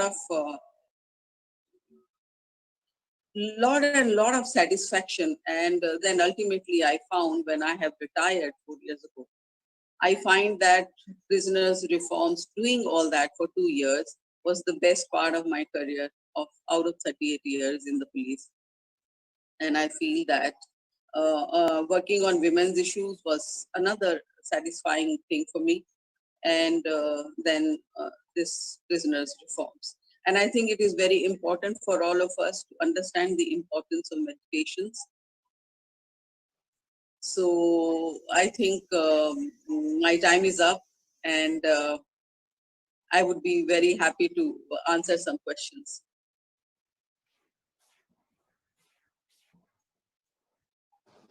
Thank you so much, ma'am. Thank you. Absolutely wonderful. Meditation. Absolutely wonderful. We thank you from our bottom of our heart for your presence here. Thank you. Grand occasion. Your wisdom was very essential for us, for the whole world. Thank you, Patrick. Thank you. Thank you, ma'am. Meditation gave you the courage to take up the initiatives that you felt very strongly about while performing your duty. What a deep and profound meaning it has. Thank you so much, ma'am. And with this, I'd like to invite another dynamic master, the pyramid master, who has been working tirelessly since the past 10 years almost to spread meditation far and wide in villages and towns across Haryana. Dr. Sangeeta Nehra is the director for Ayush, Ayurveda, Yoga, Naturopathy, Unani, Siddha, and Homeopathy systems in the government of Haryana state. working since the past 20 years in this department. Beginning her journey in 2011, she started her meditation along with all the alternate practices back then. And she's been instrumental in constructing a pyramid, a 60 by 60 pyramid in the very campus of her office, and has enabled building of over 20 pyramids in civil hospitals, gaushalas, houses, and ashrams. She's an author of having written 4 books: Conscious Breath, Woman, Ahar Oshad, and Twacha, Skin. Her current project is to build a pyramid in the town of Kurukshetra under the trust Atma Shakti Dhyan Kshetra. Over to you, ma'am. Yeah, thank you. Thank you, Alekhya. Namaste, Patri sir, and namaste, and all the respected dignitaries, and my dear masters, and my dear friends. And this topic is very, very good because if we achieve in the government to build the pyramids, to start up the meditation, to start up the group meditation, so it will be good for the whole of the humanity, because if the government will start these type of project specifically on the spiritual health, so we can achieve the total health. So in Ayurveda there is one shloka. In my college time we cram this shlok, like the sam dosha, sam agnishcha, sam dhatu mal kriya, prasann atme indriya manah swasth ityavi dhyate. The first line is related with the physical health. And nowadays, even nowadays, most of the organizations and the society and the government, I see that the more focused on the even the physical health, something little bit the mental health, but not the spiritual health. In the last line, the prasann atme indriya manaha, the happiness of the soul, the happiness of the senses, the happiness of the mind, it is lost. Because nowadays, even we are missing that the spiritual health. So the Pyramid Spiritual Society movement is working specifically on the spiritual health. And this is the main root. This is the main backbone. Because if the spiritual health we achieve, then we can achieve the mental health, astral health, or the etheric health, or the physical health. So it is important to reach out that the spiritual health. So I now explain that because 20 years I am working in the Ayush department in Haryana government as a Ayurveda doctor and as the director Ayush, the senior most technical head of the state. So before PSSM, I was not aware about the importance of spiritual health.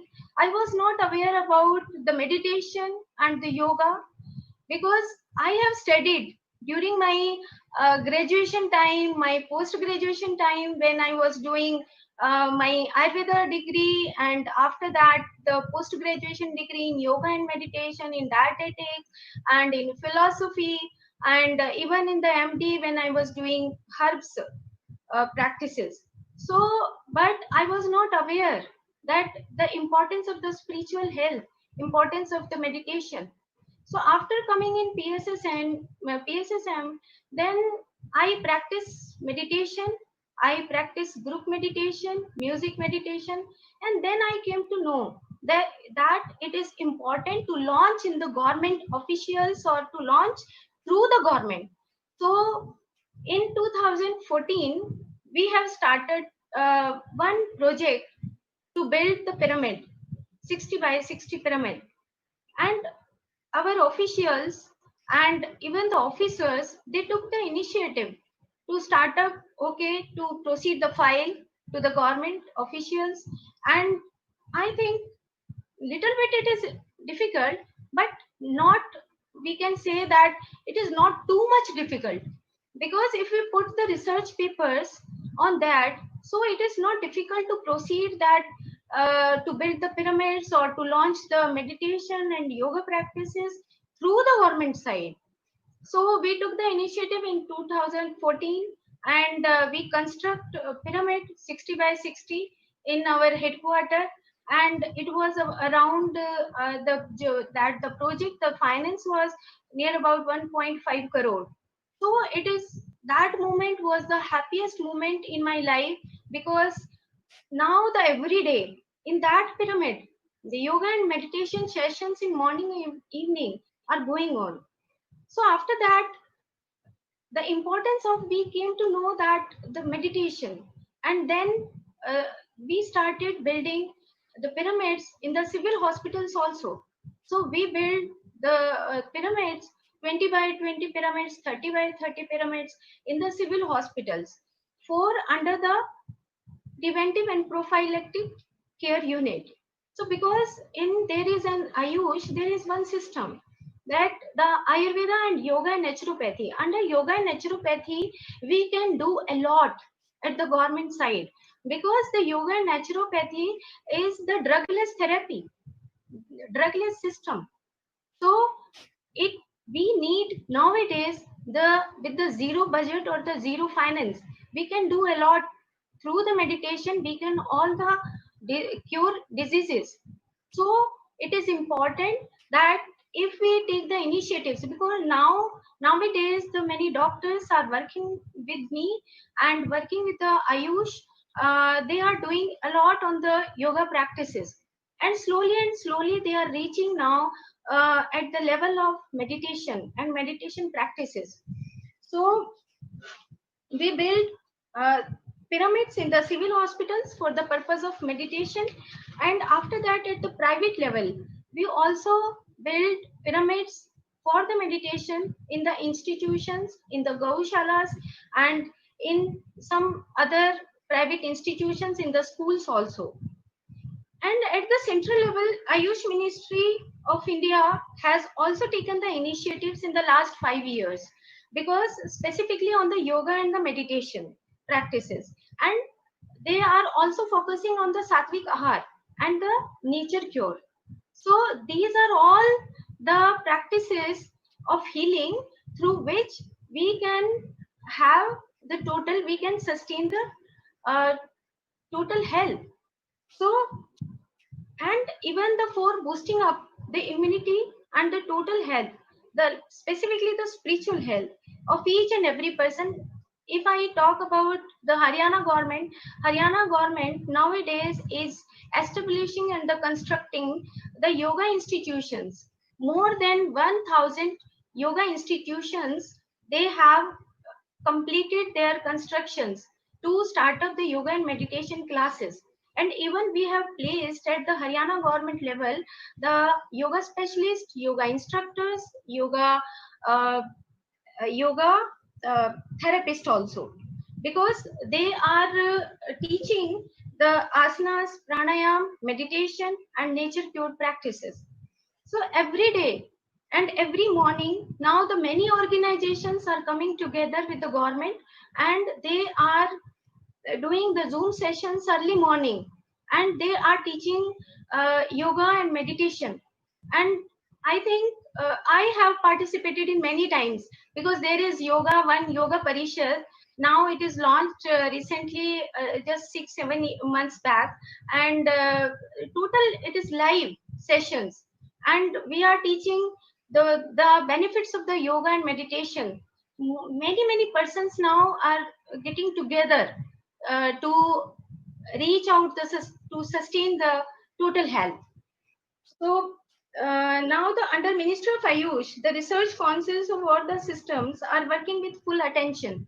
Now the Ayush Ministry at the government of India level, now they are doing a lot, because nowadays in the COVID-19 time and COVID-19 Junes, we have provided the diet charts, we have provided the yoga protocols also, and even the kitchen herbs, we have provided the main details of the kitchen herbs, how they can use at the homes, and how they can save their families through the kitchen herbs.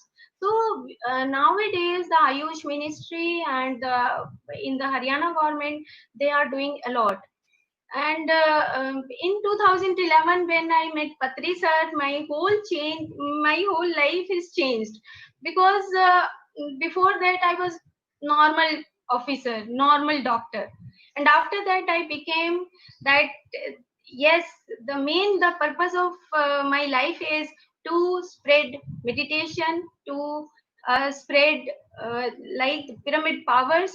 So now my mission of life is to spread meditation for achieving the total health. And in the last, the Patri says lines, the spiritual health is the root and physical health is the fruit. And it is true, because no doctor, no medicine. I believe in this. Thank you so much. Absolutely wonderful, ma'am. Thank you. Thank you, sir. Thank you all, masters. Thank you all, friends.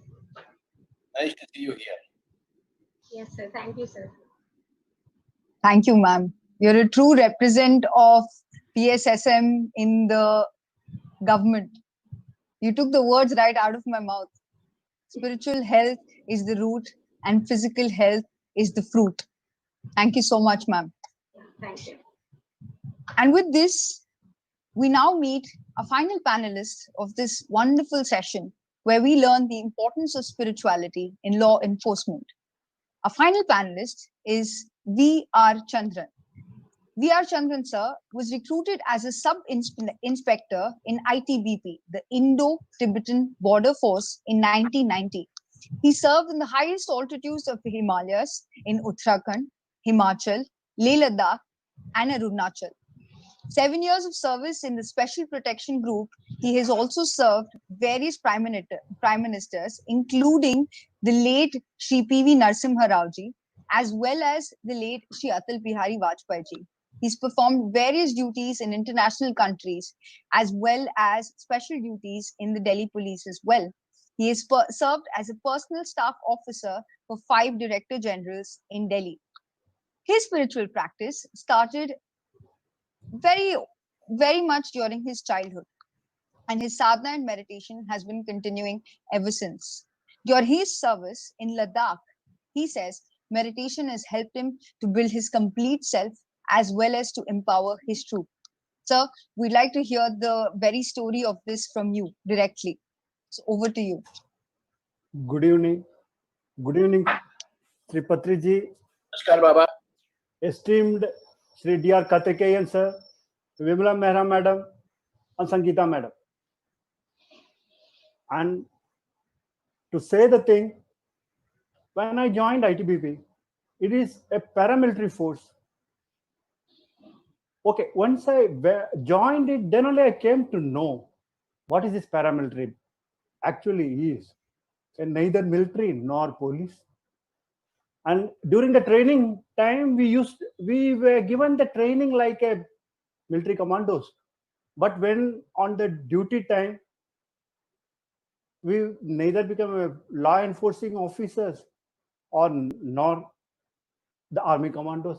But occasionally we were commandos also.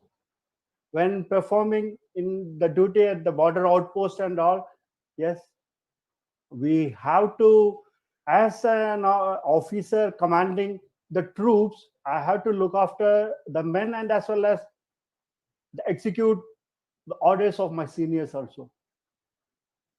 As Alekia has earlier mentioned, even though I started as born as a Brahmin and I started my spiritual practice, I was not that much inclined to, you can say, yoga or meditation, anything like that. And those days, I just thinking these are all the practices for Buddhas. When I was saying, now I am 50 plus. Okay. So once in 2014, 2012, 13, I met Brahmarshi Patriji in one of his sessions in Delhi. I saw this has some effect. This anapanasati, which is breathing meditation, has some effect. I start this thing of my self practice like that, and as honored Karthikeyan sir has said, and like when you sit alone and you start concentrating on the breath, the meditation, you will feel what the world is and who you are. That particular knowledge, slowly, still I am learning.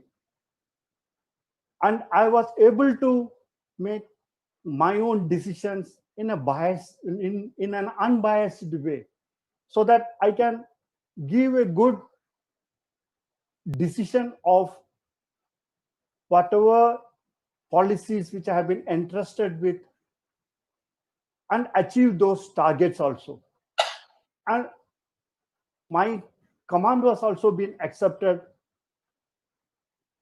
Whoever were asked, चंद्र साहब की company में भेज दो, चंद्र साहब की पलटन में भेज दो, so that we will be happy over there. In the force, we used to say, हम फौजियों के अपार, यानी कि एनुअल कॉन्फिडेंशियल जो होता है साल में एक बार भरते हैं, बट जवान आपकी अपार रोज भरता है. That particular words, when every day when a jawan discusses about his senior officers, there are only two ways to discuss, either in a bad way or in a good way. And only those officers who had left their good thoughts and good deeds with this jawan, they will be remembered even after their career also. I still remember the days when I took Brahmarshi Patriji to Ladakh, and in our academy at Missouri, when he was given a session, live session, and was participated by the troops, they felt this is also a system of practice. And still they are asking, so who is this master? And can we have more sessions from this particular master? I told, yes, if the time permits, we can still conduct more classes. And he will give you only, he will just pick your hand, like your father and mother had hold your hand to stand up and see the world. He will show you the spiritual path, and you have to walk on it. And he will correct he will take you at each and every moment. He will show you where you are standing and where you went wrong, so that you can correct yourself. So the practice of meditation is such a wonderful thing.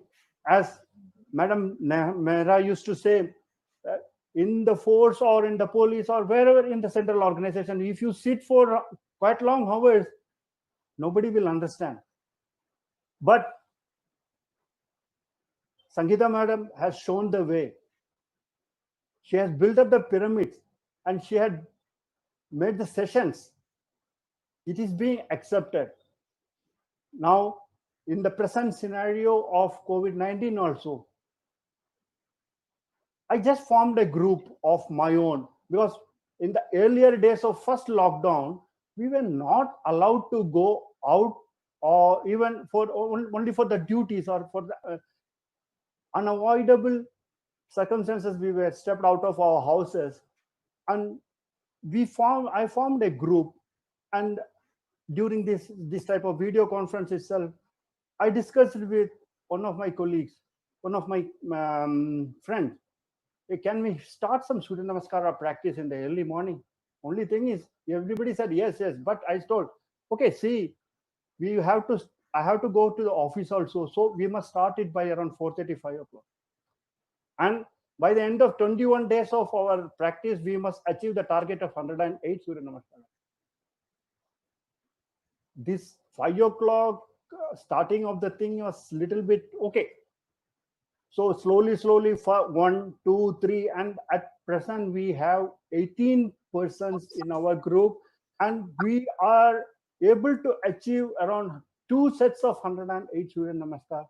And that itself gives us the whole days of energy, and and followed by it some 45-50 minutes of meditation is showing us the way how we can go ahead in each and every day and face whatever we were able to achieve in the day-to-day life.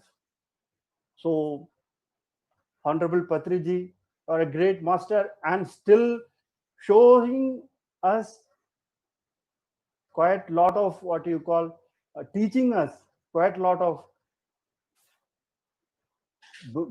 lessons to deal with each and every kind of what you call meditation practices, and as well as to deal with each and every kind of situation and to lead a middle path life.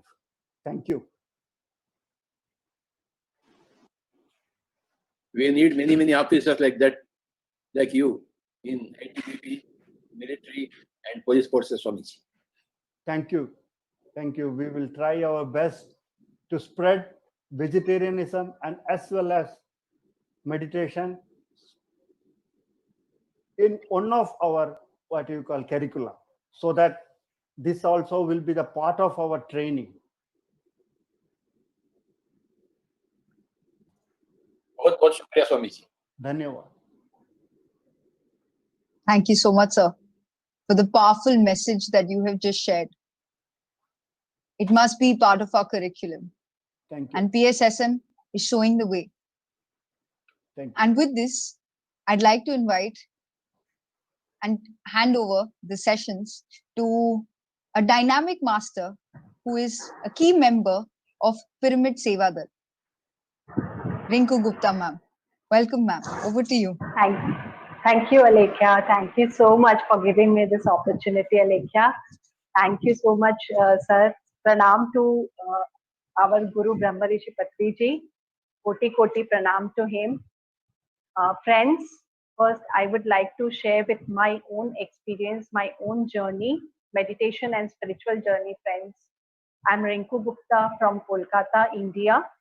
I started my journey in 2010 under the guidance of Patriji. When he came to Kolkata, I learned Anapanasati meditation from him, and since then I'm regularly practicing it. And while practicing Anapanasati meditation, I am also spreading it in Kolkata with my friends, along with our Kolkata PSD team. Friends, I have cured my sinus problem, my migraine issue, my sciatica pain completely only with meditation, friends. So just in short, I have shared my experience, and we have a core principle in our PSSM following the Sansara in Nirvana in Sansara. So I'm also following that completely, that there is Nirvana in Sansara. We can attain Nirvana in Sansar only. We don't have to escape from Sansar. We don't have to go to Himalayas to meditate. We can be at our home. Our home is our ashram. Our body is our temple. That's what our Patriji showed us, that the path of truth, that we can easily attain Nirvana in Sansara by being in family, by being with children, by being fulfilling all the responsibilities as a housewife, as a mother, as a wife, everything. We can fulfill all the responsibilities. Still, we can meditate. I'm spreading meditation in Kolkata, teaching meditation to all, and we are doing a great job. Our team, Kolkata PSD team, is doing tremendous job in spreading Anapanasati meditation in whole West Bengal, friends. Thank you so much, friends. Now I would like to introduce. Today I got the privilege to introduce the pyramid master from Vietnam, Vo Kim Cook. She is a dynamic master. She is meditating since 10 years and also a vegetarian since 10 years, friends. She is also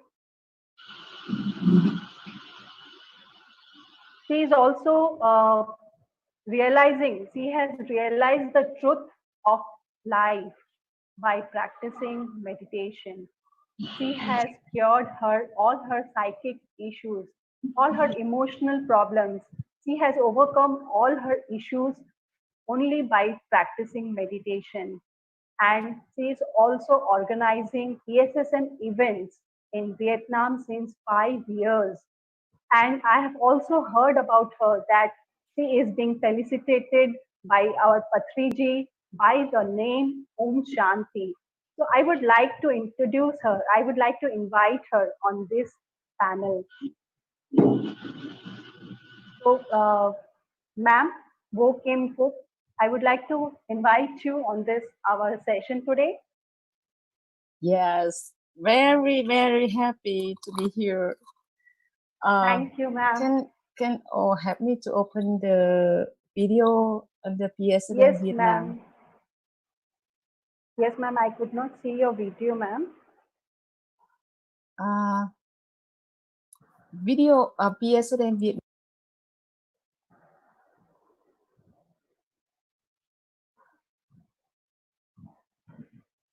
So she is here, friends. Can you help me to open the video?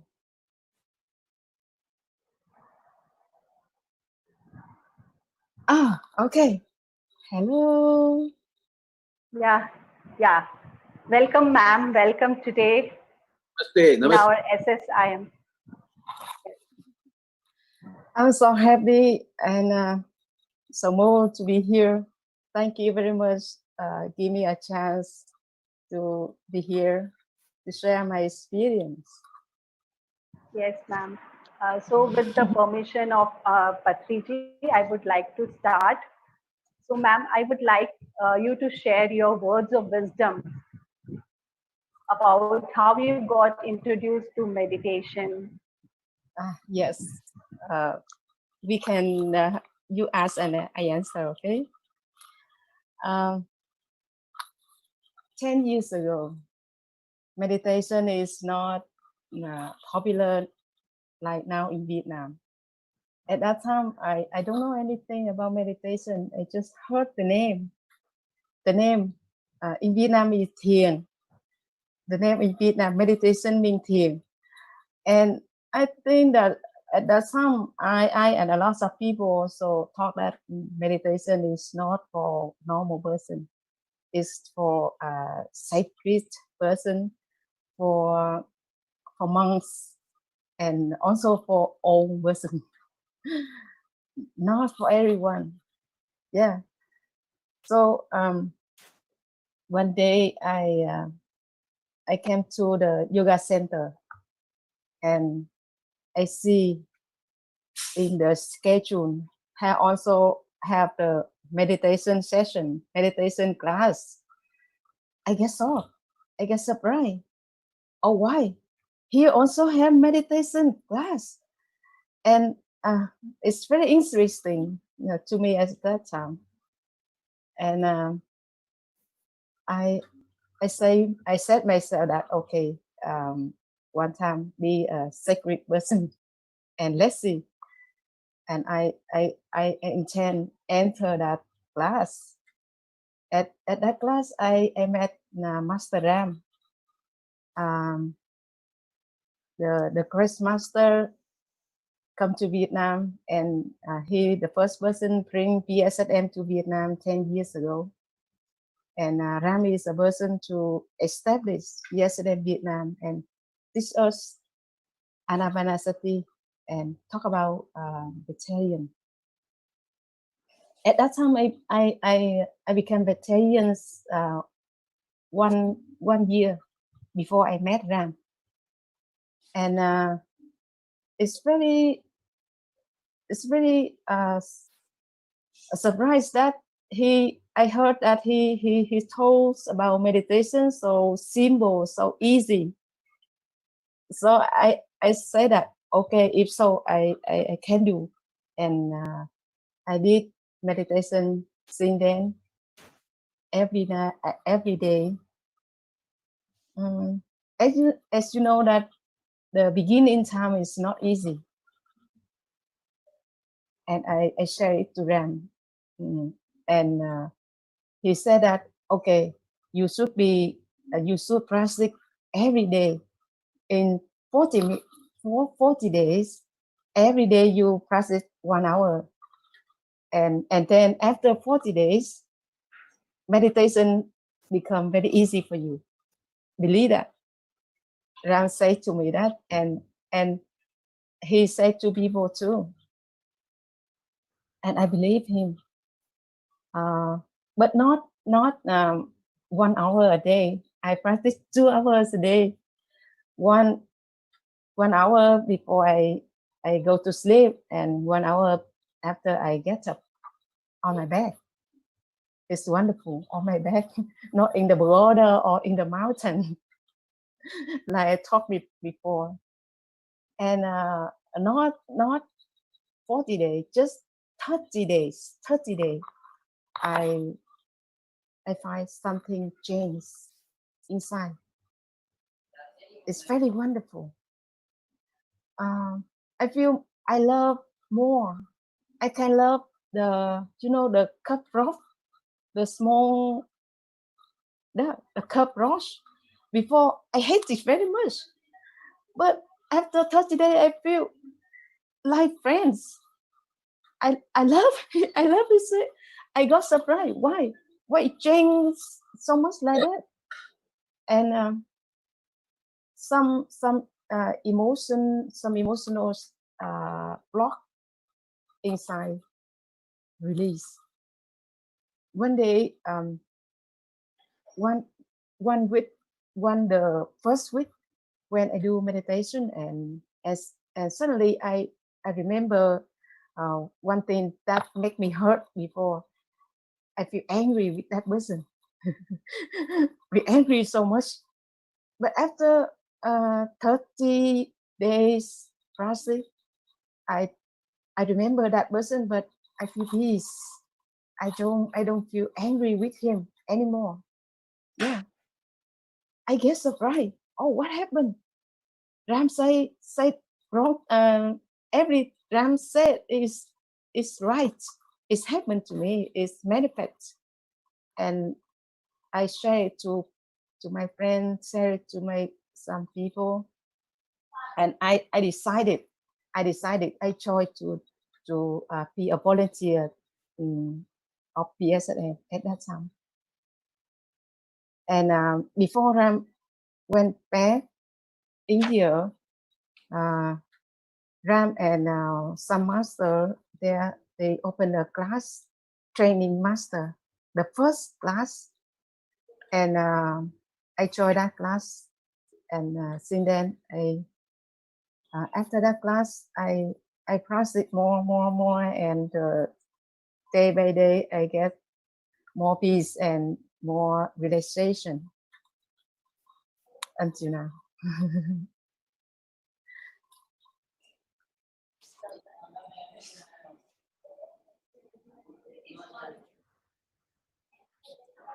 Yeah, ma'am. So it Yeah. was so wonderful to hear about you that, and actually, I'm so resonating with your experience, because when I also came first time, I also felt it's so easy. This meditation is so easy, so simple. Yes. And I also had many emotional turmoils, which I also overcome. So I am resonating with your experience so much.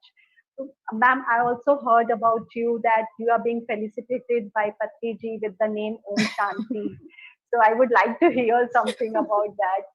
I'm so curious to know about that experience. Yes. Thank you so much, sir. Give me a very nice name, very good vibration name. That is a very sweet memory with me. I remember that. I don't remember exactly the year, but about 6 or 7 years ago, when Sir came to Vietnam to workshop through Vietnam. At that time, I joined in the team to organize workshop for Sir. Before I heard the Indian name, Indian's friend name. they have a spiritual name like Krishna or Vishnu or something like that. I feel very nice, and when we call them, we feel a very nice vibration when we call that name. And I wish that I ask myself when Sir come, I will ask Sir give me a spiritual name. And that day when we come back from the workshop, sit in the sofa, and I came sit behind him, and I talked gently that, "Sir, I would like to have a spiritual name. May you give me a name, a spiritual name." It's very funny. So do like that. Mm-hmm. Mm.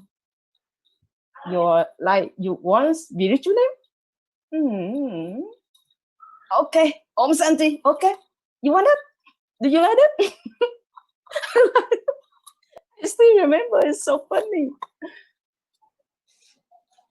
I guess so. What? Om Santi.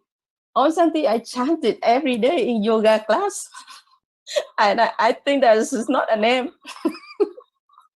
And I observed that some Indian friend there, they start laughing. At that time, a little bit disappointed because I'm waiting another name. So so I say that, okay, sir, whatever you gave me is perfect. I like it.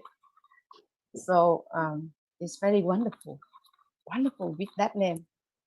I remember in also in that journey, we moved from this city to another city to organize workshop for sure. On the way that we a lot of work, and in the airport, so observe my face is not easy. Get some upset, and so ask me that, "Hey, Om Santi, where your Santi?" You see, oh, that question touched me so strong. Until now, I still remember, because whenever I do something, I lost peace, I remember that question. Om Santi, where your Santi? Thank you very much, sir. That question still touched me now. That's all. And now I love that name so much. My friend called us, "You have a very, very beautiful name." When I call you Om Santi, I feel peace also. And I feel peace also. Thank you very much. And you visited India with the pyramid? Yes. Tell about the pyramid in Bangalore. Sorry, sir. I cannot hear you clearly. Tell about the pyramid. About pyramid? In Bangalore. In Bangalore? Yeah. Yes. You the first time I remember 2013. 2013. The first time I went to Bangalore in the event Pumana with Ram take me and somebody come there. And first time I met her there. So asked me something about that. How do you feel? I say, I don't feel much, but right now I feel here is my family. I feel here is like my home. Every person here is very friendly, and I feel all is like a big family here. And the second, I met a master in the also in the Bangalore in the pyramid. At that time, I went there. I went India to learn yoga, and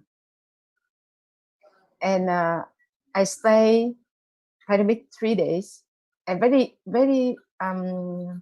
lucky to meet master there. So serve rice to people, and suddenly so look up and touch me. So happy at that time. And so raise me up like that. I'm very small. Wow, ma'am, so beautiful. I'm really excited and really overwhelmed to listen to your experiences. So now I would like to uh, request you to convey your message in 2 lines in your Vietnamese language. I would love to hear in Vietnamese language. Vietnamese language? 2 lines to the whole world. What message would you like to convey in your language, in your Vietnamese language? You mean I want talk something in Vietnamese? Yes, ma'am. Các bạn yêu quý, để mà chữa lành hoặc là tìm thấy một cái thiên đàng tại nơi này, right here and now, thì không cần cái gì cả, bạn chỉ cần thực hiện 2 điều thôi, đó là thiền định và ăn thực vật. Đối với tôi thì 2 điều đó là một cái phương pháp cực kỳ hữu hiệu và không tốn cái gì hết, tiết kiệm rất là nhiều, và nó đem tới cho mình một cái sự sống cực kỳ hạnh phúc, cân bằng, khỏe mạnh, và mỗi giây phút là một lễ hội của cuộc sống. Thank you. Wow. Om Shanti. Thank you very much. Yes. Thank you very much, sir. Thank you, ma'am. Thank you so much. It's so nice to hear you, and actually, so wonderful to meet you today here. And now I would like to invite our next host, Shalini ma'am from Pyramid Valley International, Bangalore, who is the head communication department. Shalini ma'am, now over to you. Welcome, ma'am. Thank you, Rinku Gupta ji. Hello, everyone.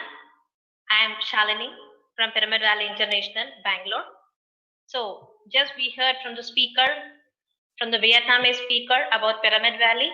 So, I am at Pyramid Valley from past 8 years, and I'm serving here as a procurement head in the book space and also the communications department. I started my meditation in the year 2004, where I was a student.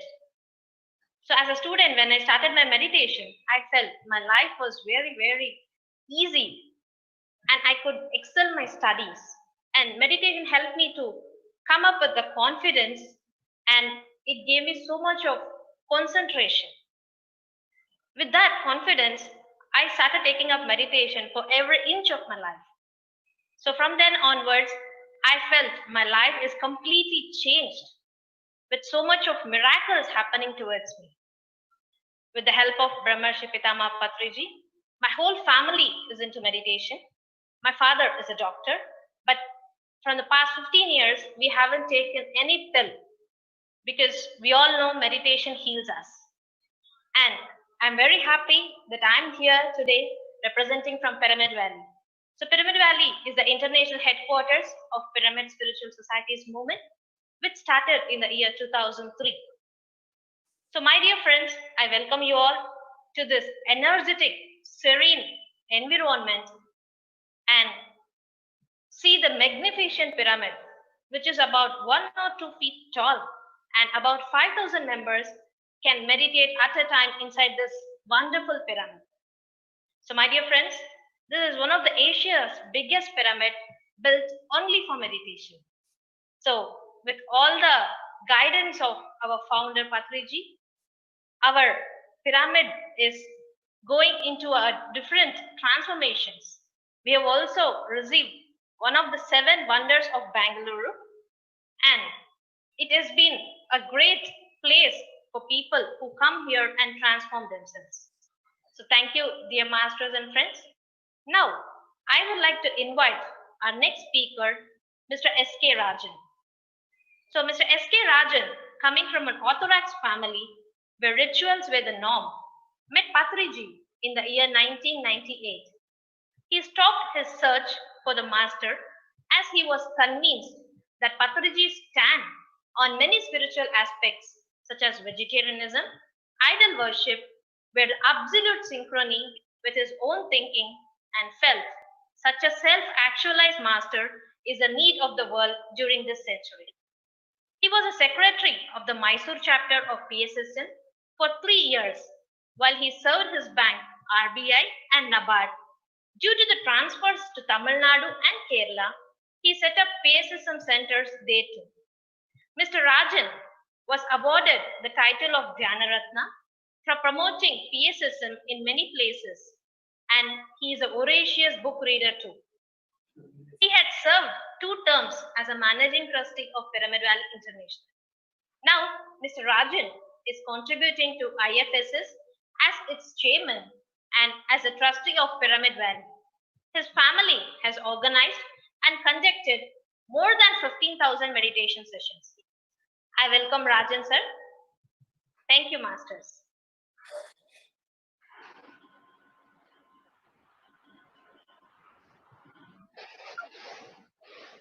Namaste, Patriji.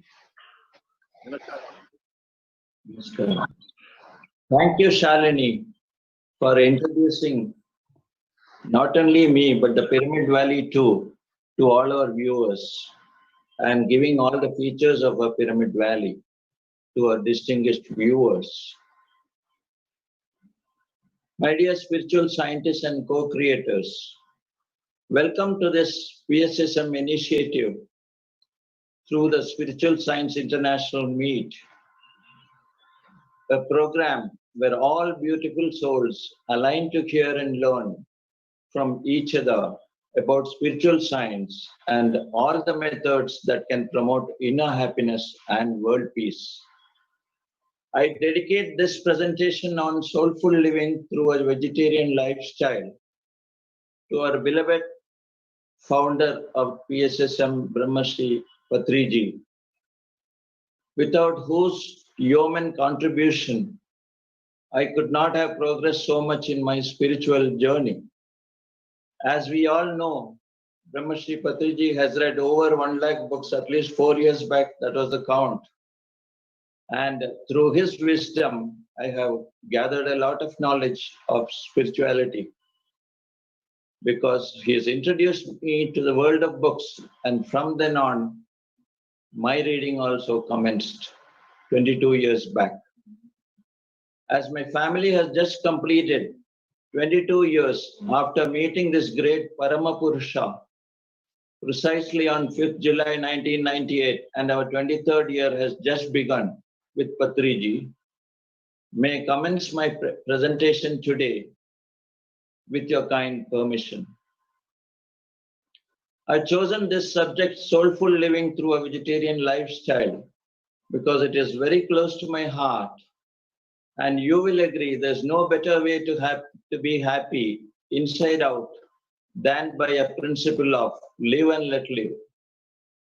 When the soul is neglected, it doesn't just go away, it appears symptomatically in obsessions, addictions, violence, and loss of meaning. By caring for the soul, we can find relief from our distress and discover deep satisfaction and pleasure. We sometimes say certain music has soul, or a remarkable person, say, like our dear Padma Shri Karthikeyan ji, is soulful.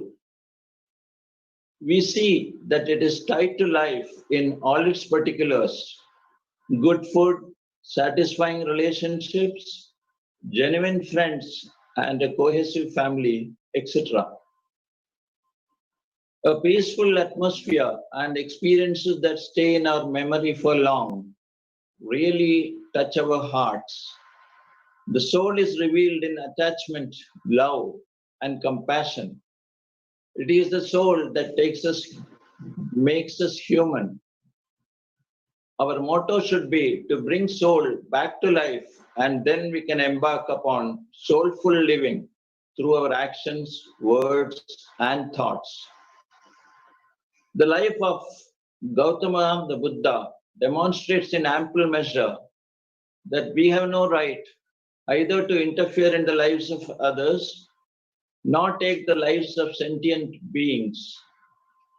Applying this law, there are quotes from multitudes of spiritual leaders and gurus advocating that as human beings, there can never be a path better than the path of ahimsa in our daily lives if we need to live in peace and with harmony. For receiving the priceless gift of inner happiness, you are required to be the master of your mind instead of being a slave. You can become the master of your mind only when your intellect shines with true wisdom and your acts are aligned with your consciousness. A seeker who illumines the intellect with the facts and who listens to the consciousness without forcing the mind becomes aware that it is wrong to harm or kill for food any being whatsoever. Love and concern for all life in creation is the most important principle to follow if you have to be on the spiritual path, on the grand spiritual path. Let us now understand the primary reasons that necessitate our consuming plant-based foods and be a vegetarian. After all, we know compassion is the need of the day, and compassion towards animals is also the need of the century or this yuga. Ahimsa, or refraining from causing any pain to any living creature, is a distinctive quality emphasized by all spiritual masters. It is inconsistent with the way of living compassion to fatten oneself on the flesh of a fellow creature, said the great sage Tiruvalluvar. Mahatma Gandhi has said that the greatness of a nation and its moral progress can be judged by the way it treats its animals. Now we come to the aspect of climate change. Being a vegetarian will help reduce pollution because as per studies conducted, the meat industry is causing phenomenal destruction on the environment. According to the US Environment Protection Agency, chemical and animal waste runoff pollutes about 173,000 miles of rivers, which is the greatest threat to the quality of water today. No wonder we need to have water which is specially treated these days. Can we think of it in those days, say 50 years back? We used to drink water from anywhere and everywhere. Next comes illnesses. Everyone would like to be healthy. And the definition of the United Nations says, health doesn't mean merely being without disease. Health also being physical health also means and includes physical well-being and mental well-being. According to the US FDA, that is the Food and Drug Administration, foods rich in proteins such as meat, poultry, fish, seafood are frequently involved in foodborne illness outbreaks.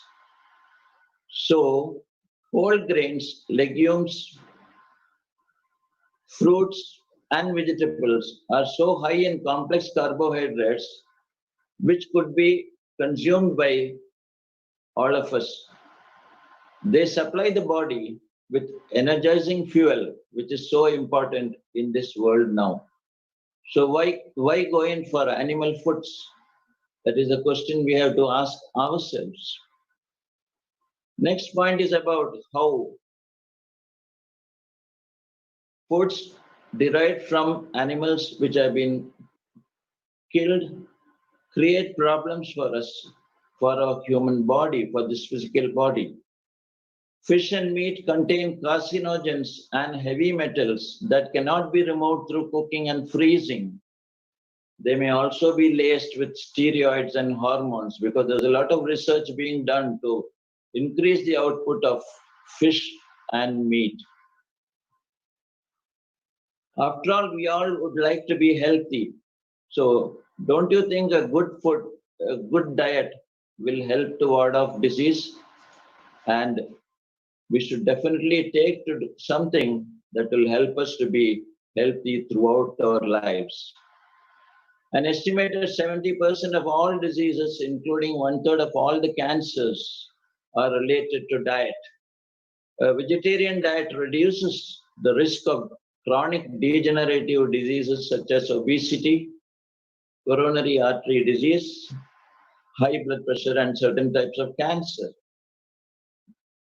Thanks to abundant scientific research that demonstrates the health and environmental benefits of a plant-based diet, even the federal government in the US recommends that we consume most of our calories from vegetables and fruits. Vegetarian diets are more healthful than the average diet, particularly the American diet, which includes more of non-vegetarian food. And they help, the vegetarian diet helps in preventing, treating, or reversing many diseases. Low-fat vegetarian diets are the single most effective way to stop progression of coronary artery diseases or prevent them entirely.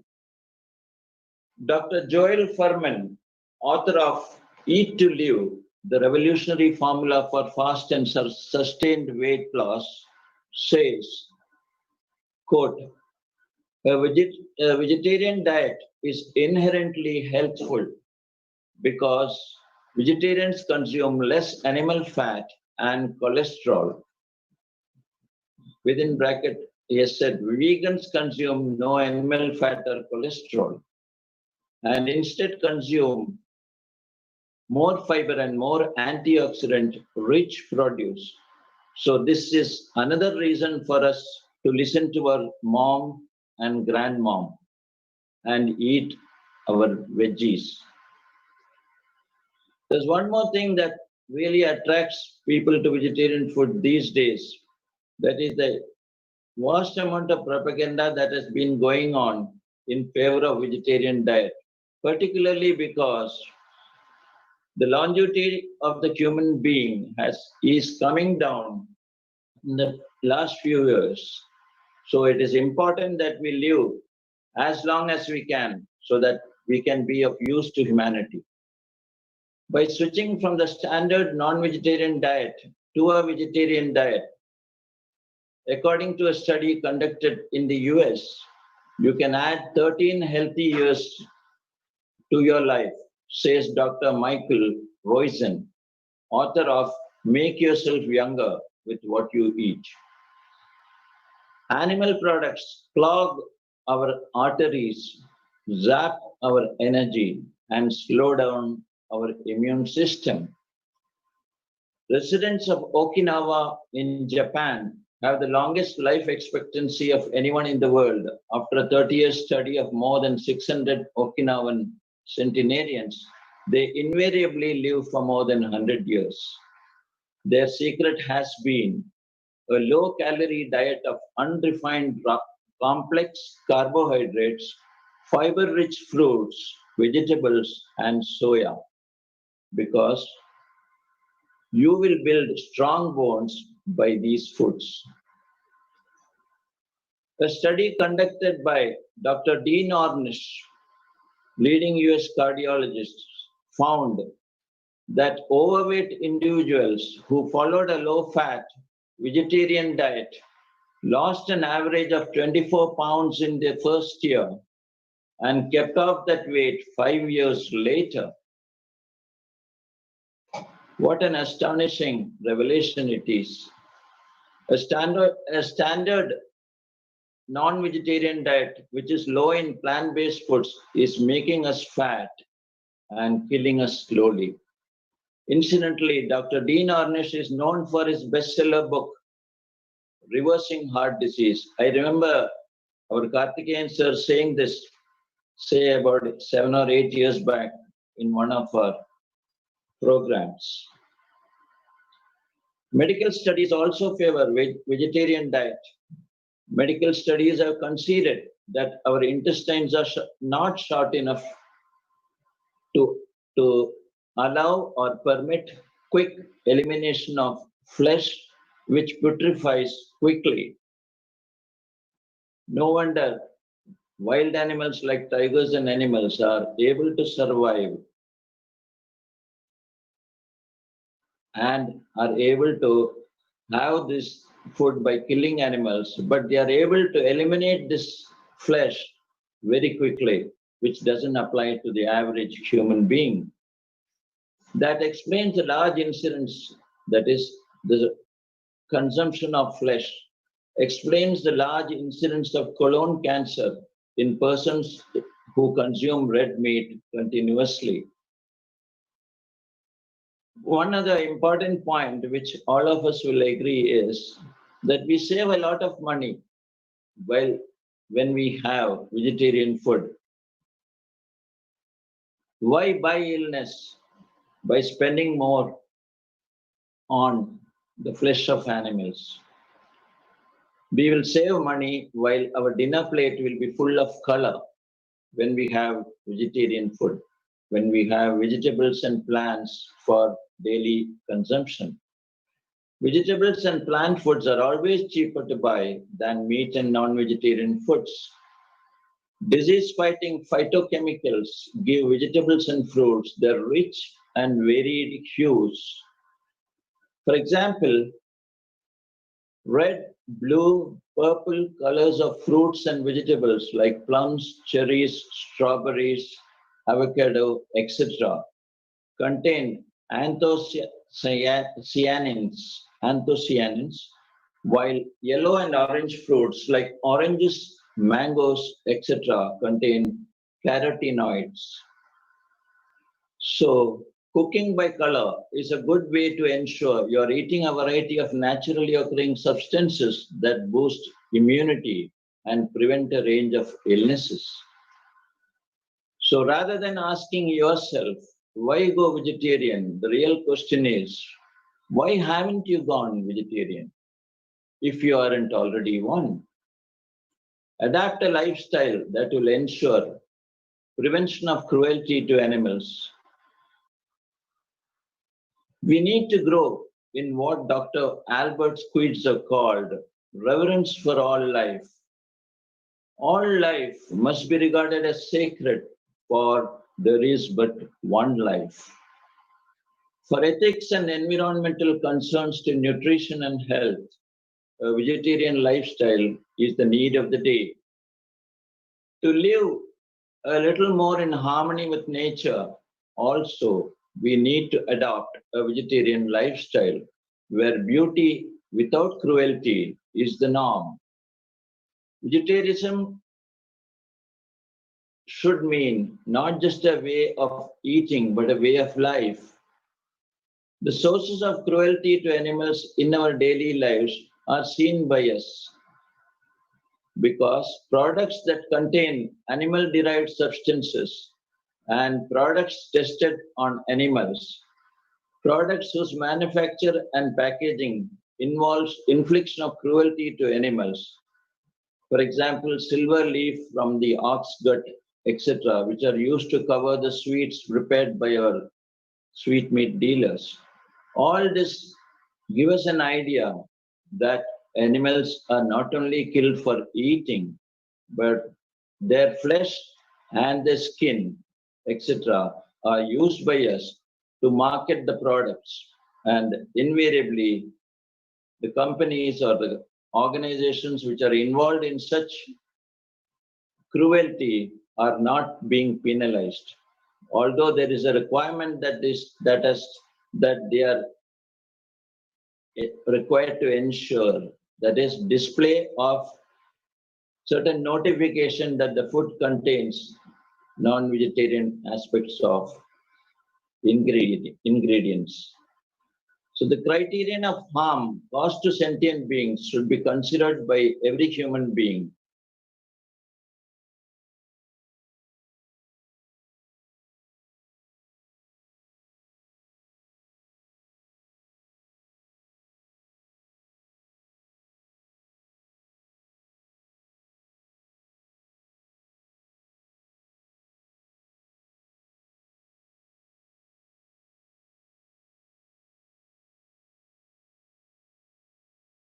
Ask yourself, have you ever been in a situation where you just know inside that this moment, this decision that you're making in this moment is just going to change the course of your entire life?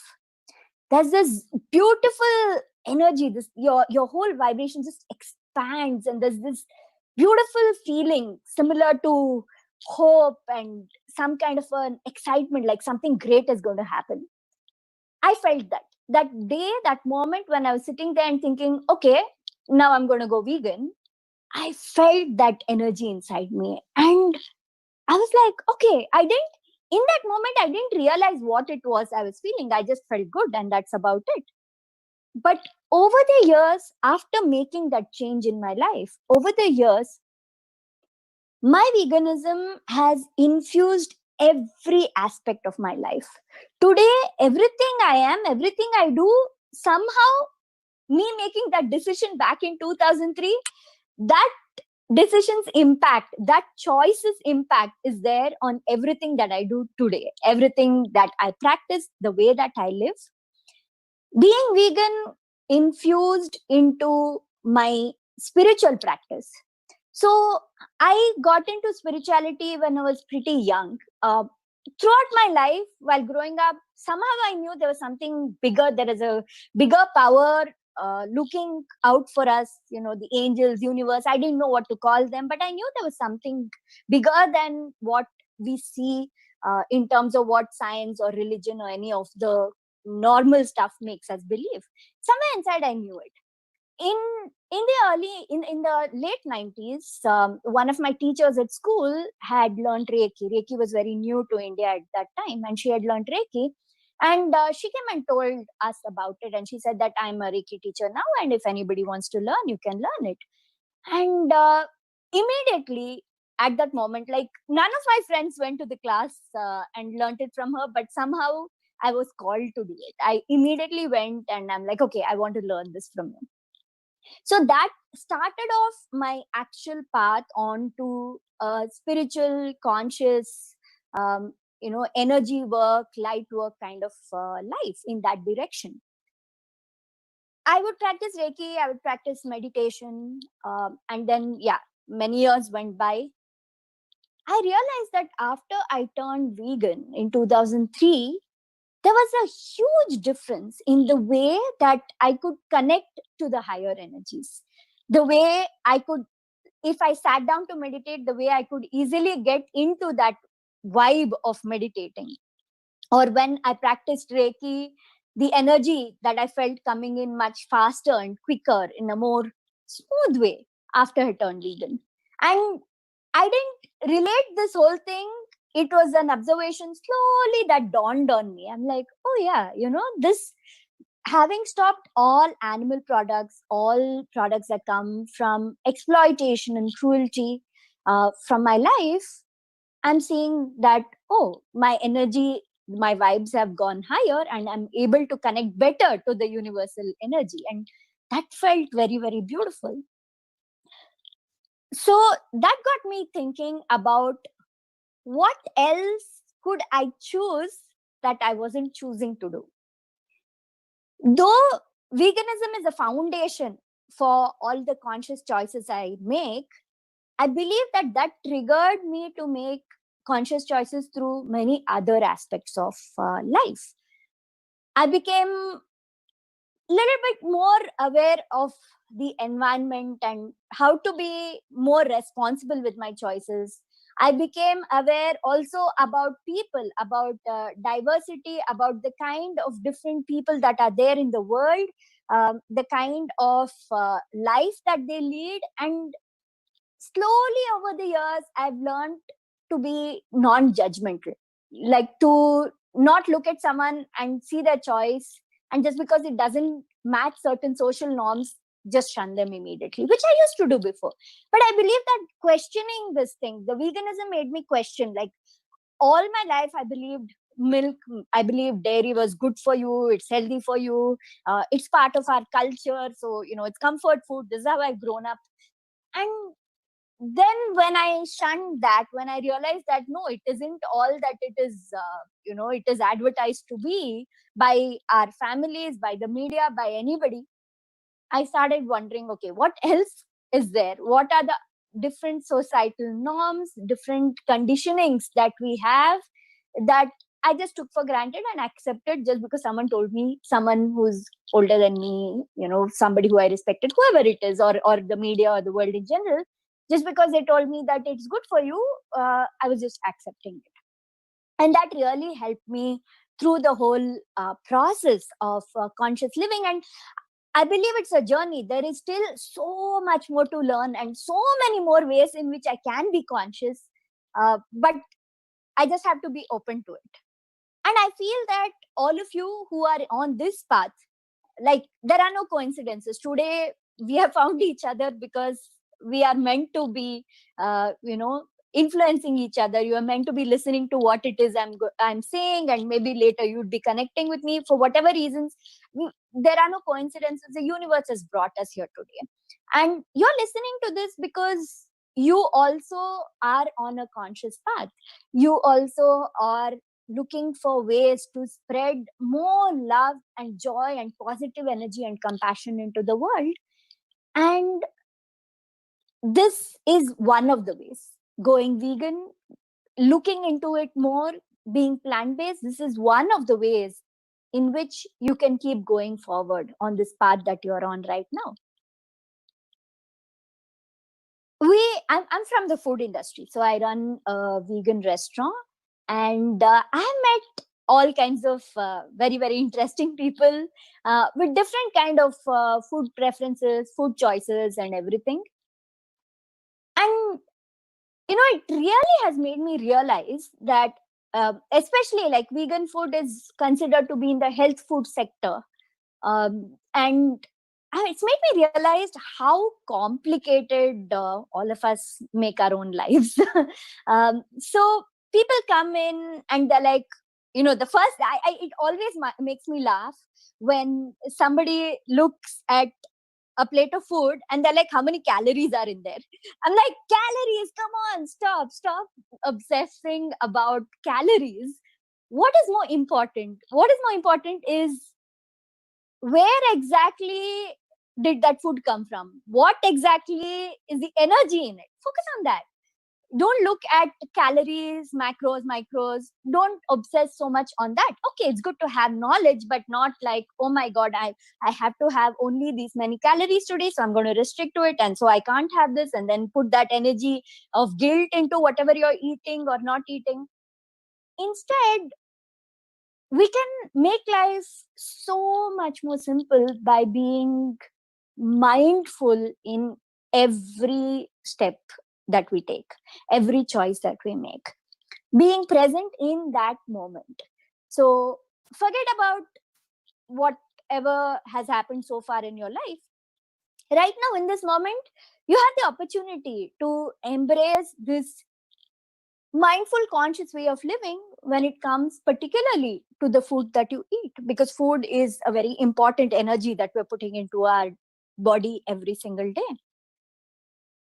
Whenever you sit down to eat, this is what I just request you to do. Just something simple to try, how you can become more mindful and make conscious choices with your food.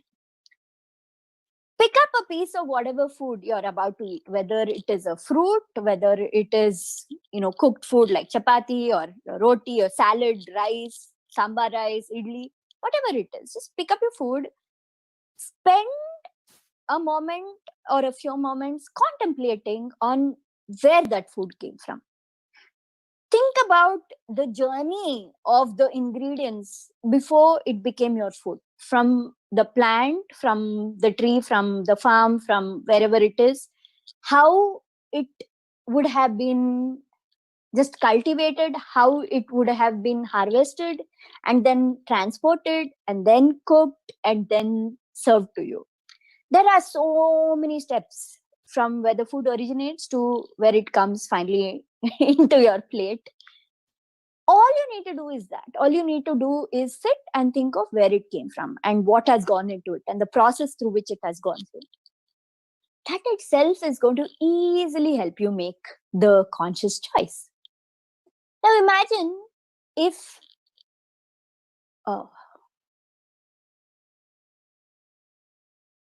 sorry about that.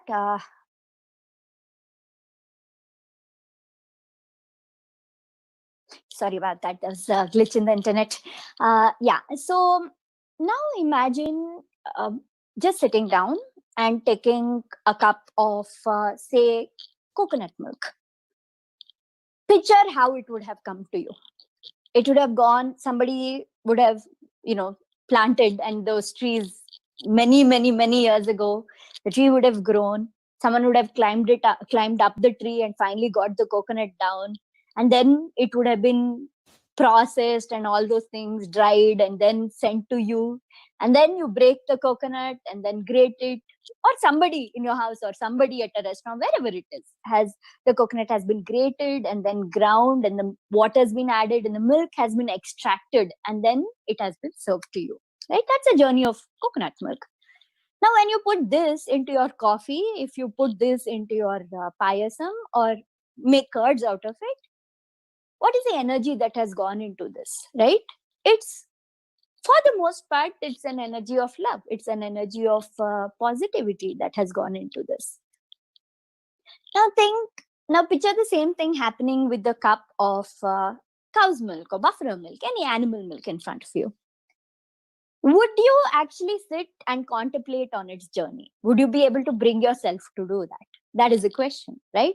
Because when you think about it, where did that milk come from, right? It could be a cow in a dairy farm, or it could be from a cow who is at home with a small family, brought up in a very loving way, even if you say it is loving. But ultimately, if she had to produce that milk, she has to first give birth to a baby.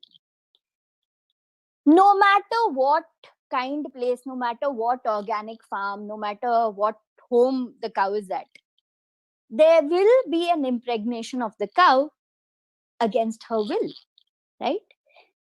And then she gets pregnant. She has this beautiful, beautiful baby who she loves very much.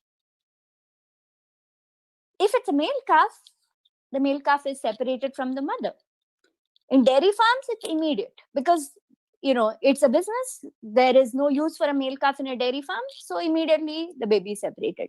If it's at a family, if it's at a home, then yeah, they may give them a few days together, but ultimately the family cannot take care of the male calf. So for the most part, it's very, very rare if the calf is actually staying back home with the family. So calf is separated and the baby's milk is taken from the cow and she's standing there and she's not happy, right? Again, if it's a dairy farm, then they use machinery to get the milk out of her and she's very uncomfortable and in so much pain.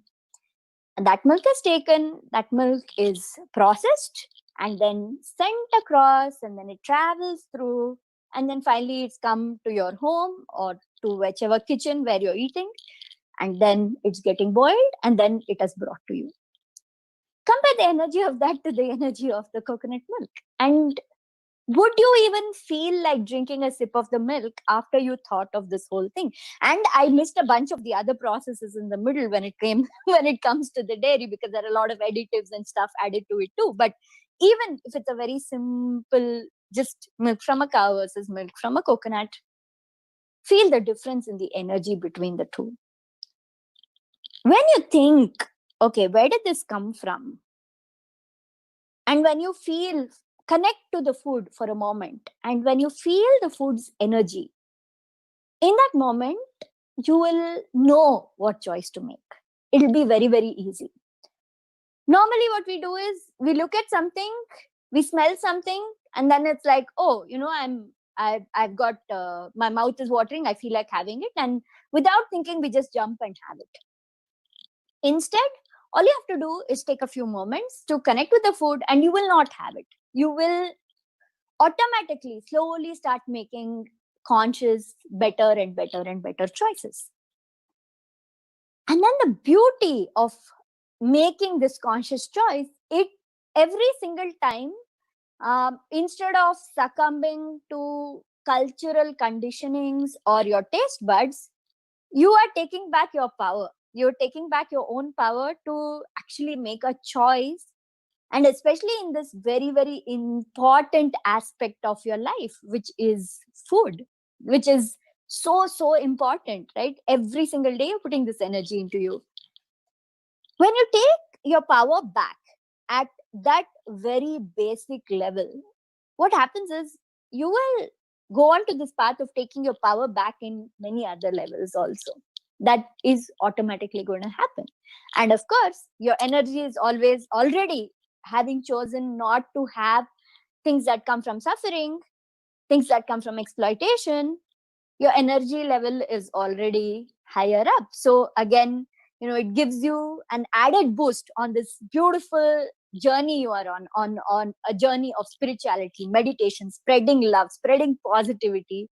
It gives you that additional boost.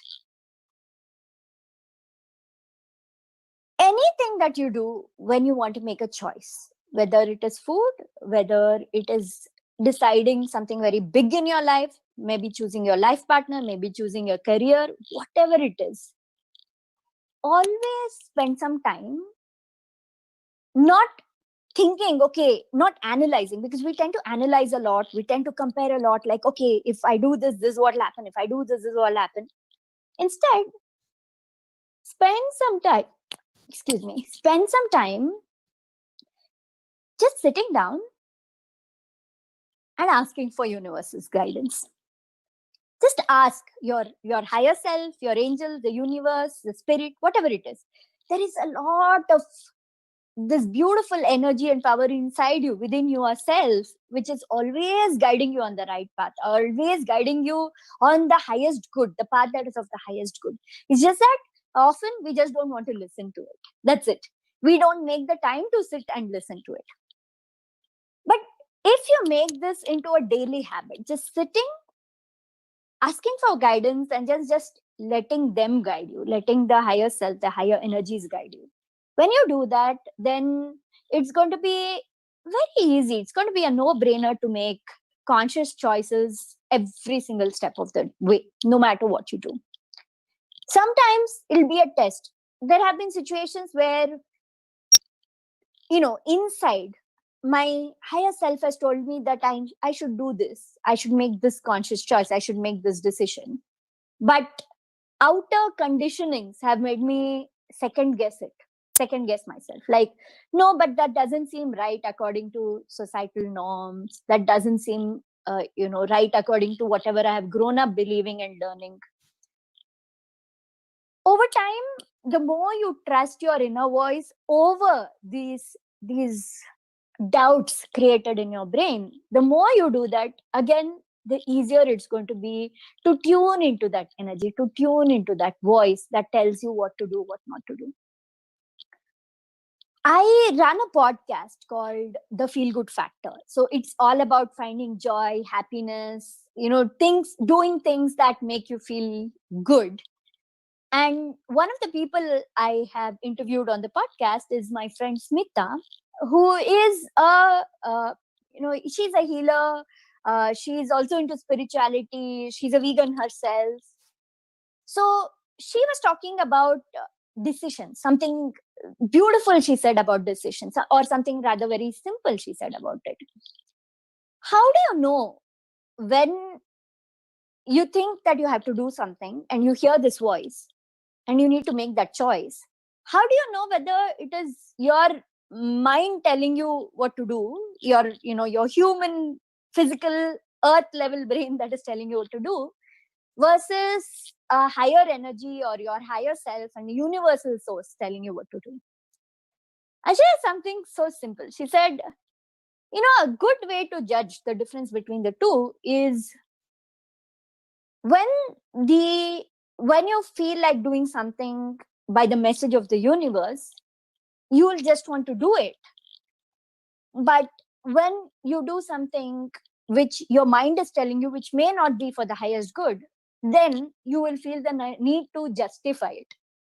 You need to give a reason as to why you're doing this. You need to, it comes from this place of awareness, but also maybe some kind of a guilt to make you feel like, yes, this is the right decision because this. But when it is a truly conscious choice, you just know, that's it. You just feel like this is the right thing to do. When that feeling happens, jump on it, do it.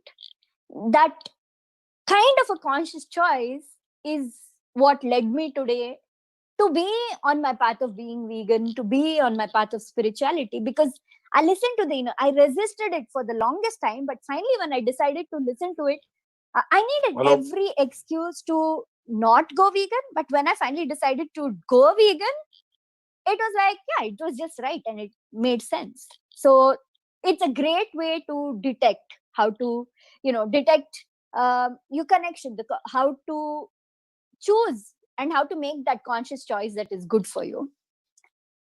So this is pretty much my journey. This is just my personal experience, and it feels nice to be able to share it with all of you, and maybe it will inspire you to make more conscious choices throughout your life. And right now it is a time, the energy is that we need to contemplate, we need to think about what it is we're doing, and we need to choose everything from a place of love on how can we, whatever we do, whatever we decide, whatever we share, how is it serving the world, how is it serving the higher good, how is it serving love?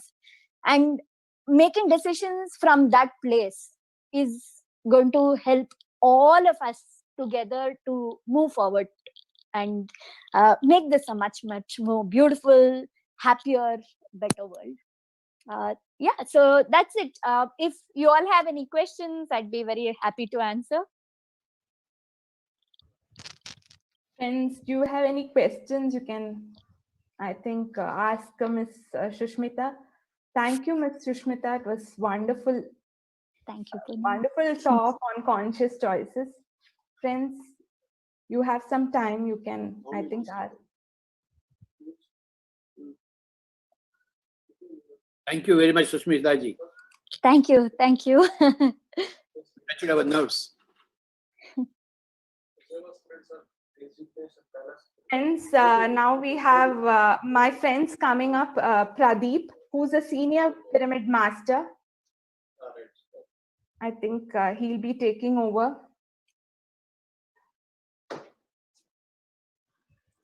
Well, thank you all. Thank you so much for listening. And thank you for the opportunity, everybody. Thank you. Thank you.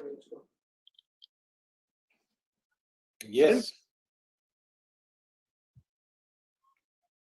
Proceed. It's a great pleasure to introduce K. Vijay Bhaskar Reddy Garu, who is Executive Director for Ashoka Developers and Cyber City Builders. He is one of the leading real estate developers in Hyderabad. More than that, he had been associated with Pyramid Spiritual Society's movement for many, many years.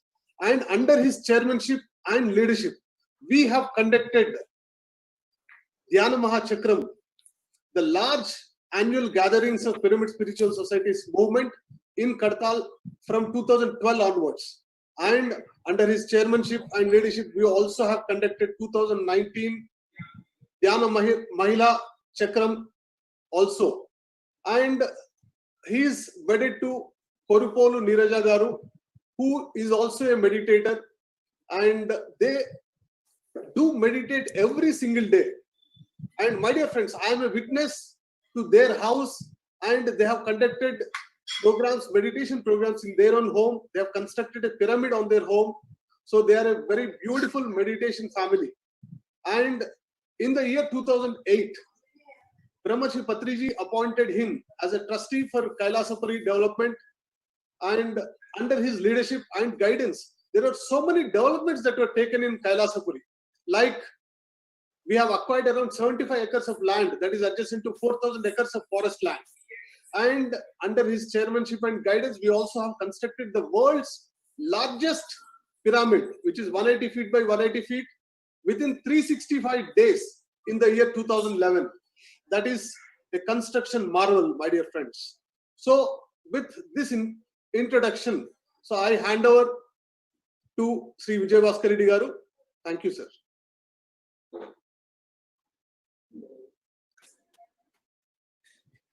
Swamiji, namaskar. Namaskar. Hello. Namaskar, Baba. Please start. Good morning to all. Yes, yes. Sound is clear. Good morning to all. Yes, yes. Everything is okay. Fine. Yeah. My introduction is, my name is Vijay Bhaskar Reddy.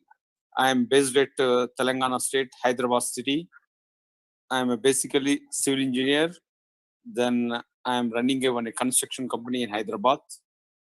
Then in 2002, I came to this organization with the blessings of Brahmasri Patriji. In 2003, my wife also came. Since 2002, my family were into this PSSM movement. Every day, we are doing meditation about 2 hours, depend upon the time. And we are enjoying the life very happily, very, I can say, without any problems. If any problem comes also, we can tackle any situation. That is the main what we gained in this after doing the meditation. Then thereafter, so many issues came, problems came. We easily crossed it, and our entire family is happily, we are enjoying. Then comes to the Kailasapuri. In the year 2008, Brahmasri Patriji has given a task to build world biggest Dhyana Mandir Pyramid Meditation Center near to airport, Hyderabad airport. Then in the year of 2008, we acquired about closer to 100 acres land, close to reserve forest and very close to nature, lakes and hillocks. It's a beautiful nature-made this thing. Land was selected by the Brahmasri Patriji. Then after acquisition of land, we have started the world biggest pyramid, 180 feet by 180 feet, which was completed in 365 days. It was a really surprise. In less than a year, exactly less than a year, we have completed and inaugurated on the birthday of Brahmasri Patriji. Then in 2012, we conducted World Meditation Conference, Prapancha Dhyana Mahasabalu, World Meditation Conference. Is the first kind of spiritual big conference in entire, I can say, in India. Then thereafter, we conducting Dhyana Mahachakras. And last year, in the year of 2019, with the blessing of Brahmasri Patriji and Mrs. Patriji, first Maila Dhyanama Chakram. It was dedicated to the Parvati, Lakshmi, Saraswati, and all ladies across India worked excellently, and it was made grand success. Now at present, we have planned so many constructions at Kailasapuri. In future, we want to provide accommodation for 5,000 people, 24/7 free meditation, 24/7 free Annadanam, free food, Annadanam, accommodation. And in future, you heard about the Shirdi Kshetram in Maharashtra, in India. Brahmasri Patriji sir is saying a number of times, in future this Kailasapuri will become like a Shirdi Kshetram, or it is like a world monument, and entire people from across the world will come and will visit our Kailasapuri. My request to all the pyramid masters across the world, kindly, after this issue is over next year, kindly visit Kailasapuri and extend your support. You can log into our website. All details are there. Our aim is fundamentally, Patriji sir saying, do meditation every day, each individual, spread meditation, dhyana pracharam, and development of Kailasapuri is our aim. And shortly, within less than 5 years, we want to make the Kailasapuri as a global monument, and entire to world people for do meditation. This is my message on this day. Thank you, especially Parama Patriji, for giving this opportunity. Thank you, Baba. Thank you, sir. Thank you. Thank you, sir. Absolutely wonderful. The whole pyramid will be visited by all the world people who are interested in meditation.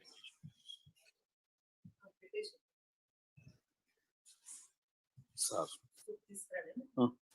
Sai, sir को discuss मरी साल के को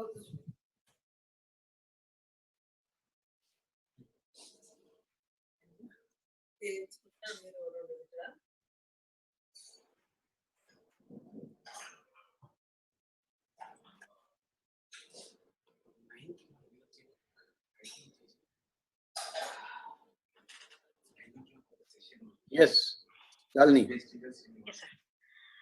So, my dear masters, we all just heard from our great senior pyramid master, Mr. Vijay Bhaskar Reddy, who is playing a great role in the Hyderabad pyramid, the Kartal pyramid, which is another huge pyramid in the Pyramid Spiritual Society's movement. So, I do now invite our next co-host. So, for the next program, I would like to invite Swati Ponnala. So, Swati Ponnala is a senior master who has been meditating from the past 8 years. So, we are just waiting for Swati Ponnala.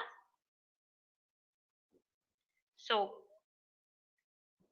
let me just speak to this. Let me just invite the speaker, Jackie Mordani. So Jackie Mordani is a pyramid master who is from Dubai.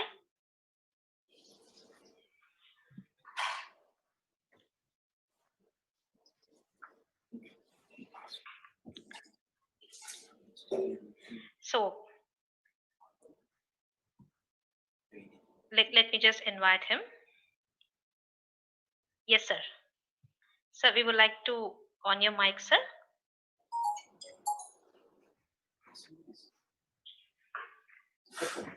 Yes, sir. Over to you, sir. Yeah. What happened? Swati Purnamala is not coming? Yes, sir. I think because of a technical glitch, she couldn't join us.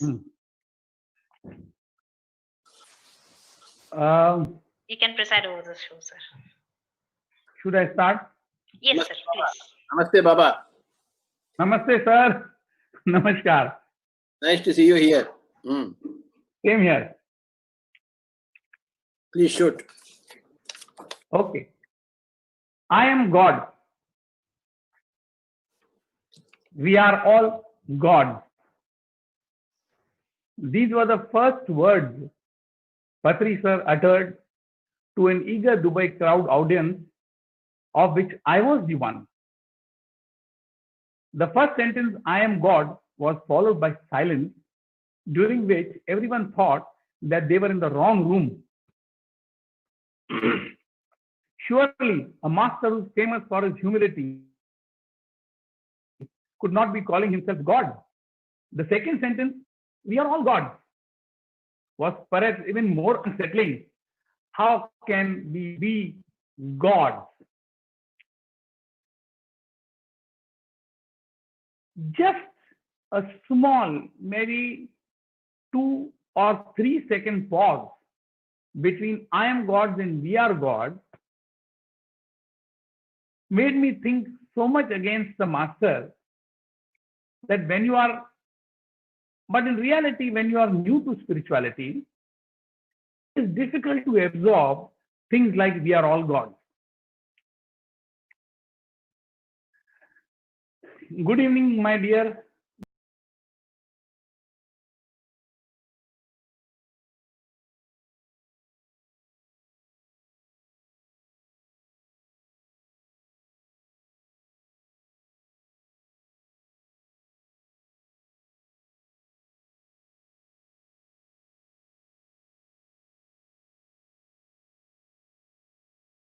My name is Jackie Mordani, a businessman settled in Dubai from past 30 years. Today's topic for discussion is what is the need to be spiritual? This topic was not given to me, nor it was decided by me. It just happened that Alakya called me and said, sir, what is going to be your topic? I had a magazine in front of me which said, what is the need to be spiritual? So I said, this is going to be my topic. So to understand this, we have to first understand what is spirituality. Spirituality for some people is visiting places of worship, a temple, a mosque, a church. For some, it is praying at home at a dedicated fixed time on daily basis. Some feel chanting constantly, irrespective of the location, makes them spiritual.